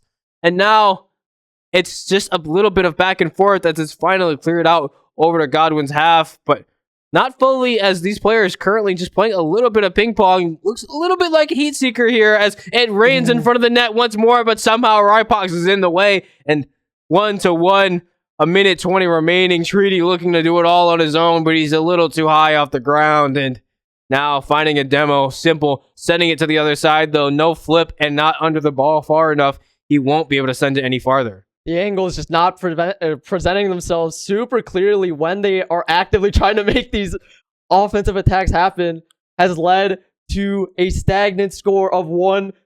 A minute left on the clock. Now forced to a 1v1 with the double demo, but no boost left for Simple. Treaty, though, just flying past the ball, not quite able to find the angle for the shot as Quixsicle still trying to send it back and forward. It gets cleared out by Rypox. Still now bouncing away from the middle. Zero boost for Treaty. Can't continually contest it here. Sent back towards Quixsicle. 30 seconds left. Someone has to find the shot here, but the pressure is on Godwin to find a way to convert and flip this ball around. There's 20 seconds left. Someone has to find the lead. It gets sent back towards this back wall, but Simple not quite in position to find a shot or follow up. Left up the Rypox. Now trying to regain control of the ball. Quixsicle just looking to send it down this field here. 5 seconds left on the clock, but with the ball slowly getting cleared, it gets sent down and straight into OT.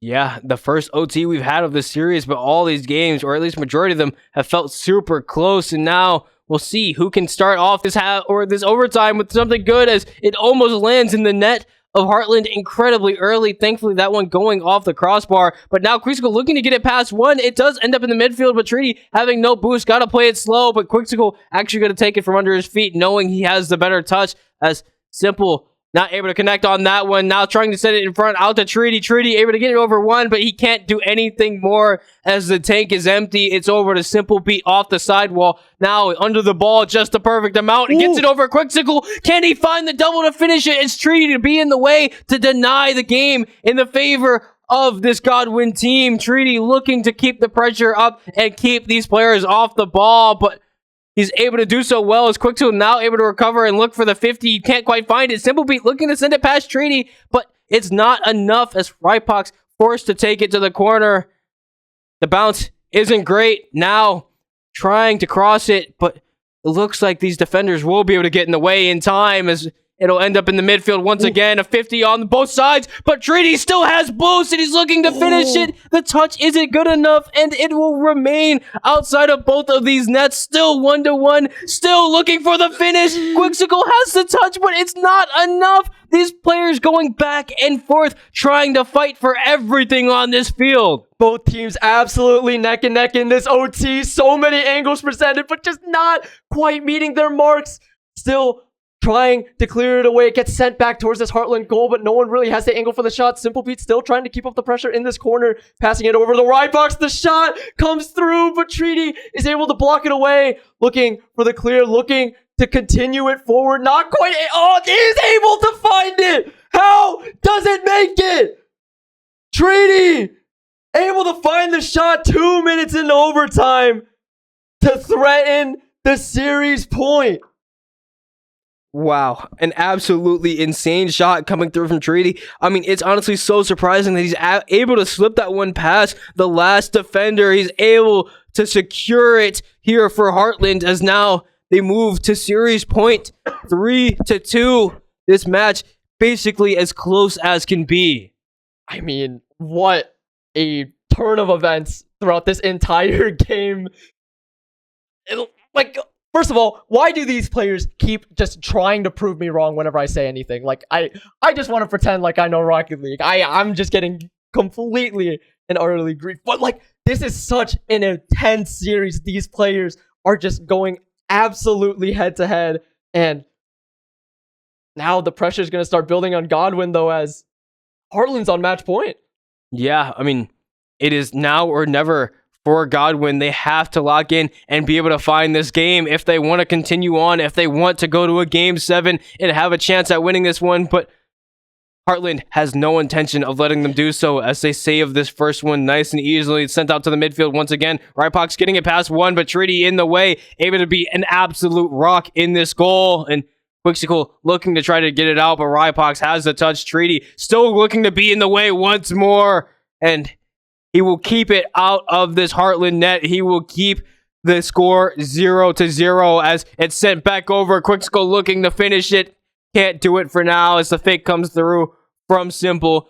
And the nice 50 from Treaty, but unfortunately, it's back into the hands of Simple as he looks to send it over. Will end up over the nets, but unfortunately, there is no follow-up. Simple, once again, getting a nice pinch and somehow almost just goes in, but both teams looking to contest it and keep things active as possible. The defense is good. The pressure constantly being upheld by both sides here as Quixicle trying to clear it back. Hypox just runs it straight down, looking to maintain this offensive angle, bouncing it off the sidewall. Treaty tries to get the touches the ceiling, but not quite enough distance to really convert it around as Quixicle, now looking for one of his own, is able to follow it up off of the head of Treaty here.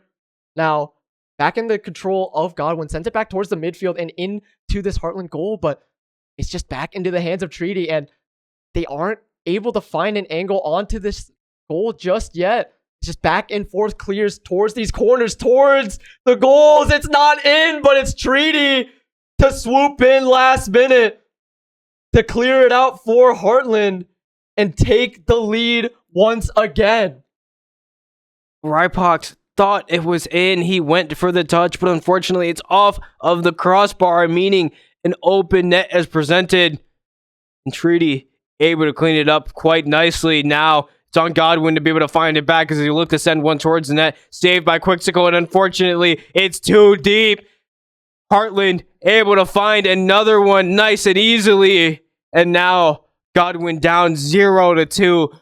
2 minutes and 50 seconds remaining, just over half the game, to be able to find these two goals back. To close the gap means to steal your nerves in this series. Point for Heartland. It's Godwin's game to lose. It's their championship to give up here. And Simple Beat is trying to turn it around, but the defense from Quixicle just sends it straight back over to Godwin's side, trying to continue up the offense. Quixicle tries to hold on to the ball, but it gets cleared back towards Treaty. Now, once again, in this Godwin corner, the play is being continued. Quixicle not quite able to get the touch, but now in Simple's hands, trying to walk it forward for Rypox, but the angle isn't quite there on the first shot, and the second one goes a bit wide. And with the time ticking down, the pressure is going to be building up, especially with the pressure and the offense turning around on its head like that, just carrying it all the way through to Godwin's side. Simple Beat is trying to hold on to it, but this angle from Treaty might prove to be a little bit difficult to hold against. As Quixicle now just trying to hold it against this back wall. Rypox is trying to find this air dribble towards the midfield, but it's just so hard to walk it down.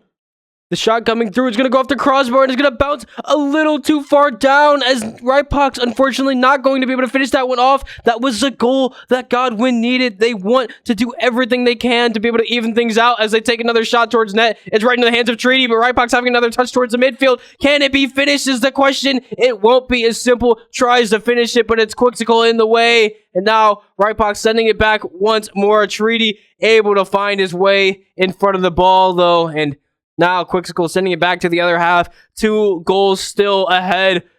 Heartland looking to finish things out, but a minute remaining. Can Godwin find a way to even things up? We've seen them find the kickoff goals. If they can get anything going here, we know they have the opportunity to try to bring things back, but it's a flip reset from Quixicle. Unfortunately, doesn't have enough boost to finish it off. Simple Beat looking to send it downfield, but unfortunately, it makes it awkward and it's hard to follow up on. Simple Beat now having possession in the midfield, but Quixicle is patient and he's looking to send it in, but Rypox has the touch. 40 seconds remaining. The clock is ticking down. Simple Beat sends it downfield, but is it enough to find any real attack? As now Rypox sending it towards mid, but Quixicle has the touch once more, and time is running out. The ball raining towards his net, and Quixicle able to finish it for a third goal. 3-0 here in Game 6, and Godwin having 24 seconds to equalize. Heartland completely snuffing out the hopes and dreams of Godwin in this game. 20 seconds left and counting. And There was no miracle kickoff. There was no goal to open it off with for Godwin. And with this ball staying in the midfield, it's looking progressively and more grim by the second. Still just sending it backwards. The shot goes wide again. Rypox, though, is able to follow it up with the shot to get anything on the board. But if you look at the clock, there's 5 seconds left. 5 to try and cinch it back. 5 to try and find a miracle. And now going for the cheat. Unfortunately, it's not enough. The ball gets sent forward. The timer takes down. And this one is over. Heartland are your MiHSEF state champions here today. What an insane performance from Heartland. Just so much constant pressure throughout the entire tournament. So much pressure against a opponent like Godwin. As individuals, they were putting up the work. As a duo, they were putting in the work. And it's befitting to call them the MiHSEF Grand Finals winners. Yeah, I mean, absolutely insane performance today from them. And, it was a lot of close series for them, right? I mean, we saw so many of these games go to overtime, so many of these different series go to game 5, and they were able to come out on top. I mean, they were the first team we got to watch of the day, though they were able to claim victory quite concisely in the first one. The second and third were by no means easy feats, and all these teams were able to put in a great effort today and just keep everything super competitive. Yeah, no, it's just insane to see just any amount of passion and like life that these players are breathing into the game, especially this early into the morning or like, earlier in the morning and all that. But now it's just amazing to watch. I'm kind of speechless right now.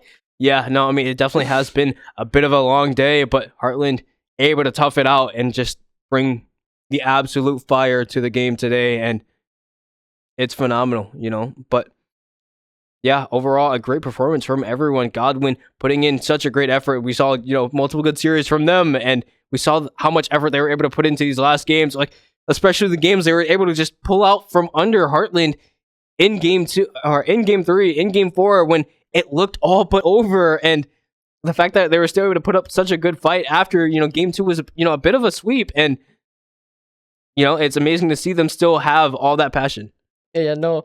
Either way, they made it to the finals and they tried their best. But congratulations to Heartland for winning this Rocket League division. Gotta say, this was a very, very interesting playoffs bracket. And I think every match was quite the banger. Yeah, I mean, definitely more than what we see usually. I mean, a lot of the times it will be, some unfavorable matchups, right? I mean, it does happen, but I feel like everything we saw in playoffs was quite interesting. So, yeah, it was a nice watch. Yeah, no, big fan of that. But I don't believe that we have much more, if anything, right now to give to the broadcast. So I believe that we'll be signing off for a bit, heading over to intermission until we get extra news. But until then, we will see you later. Maybe.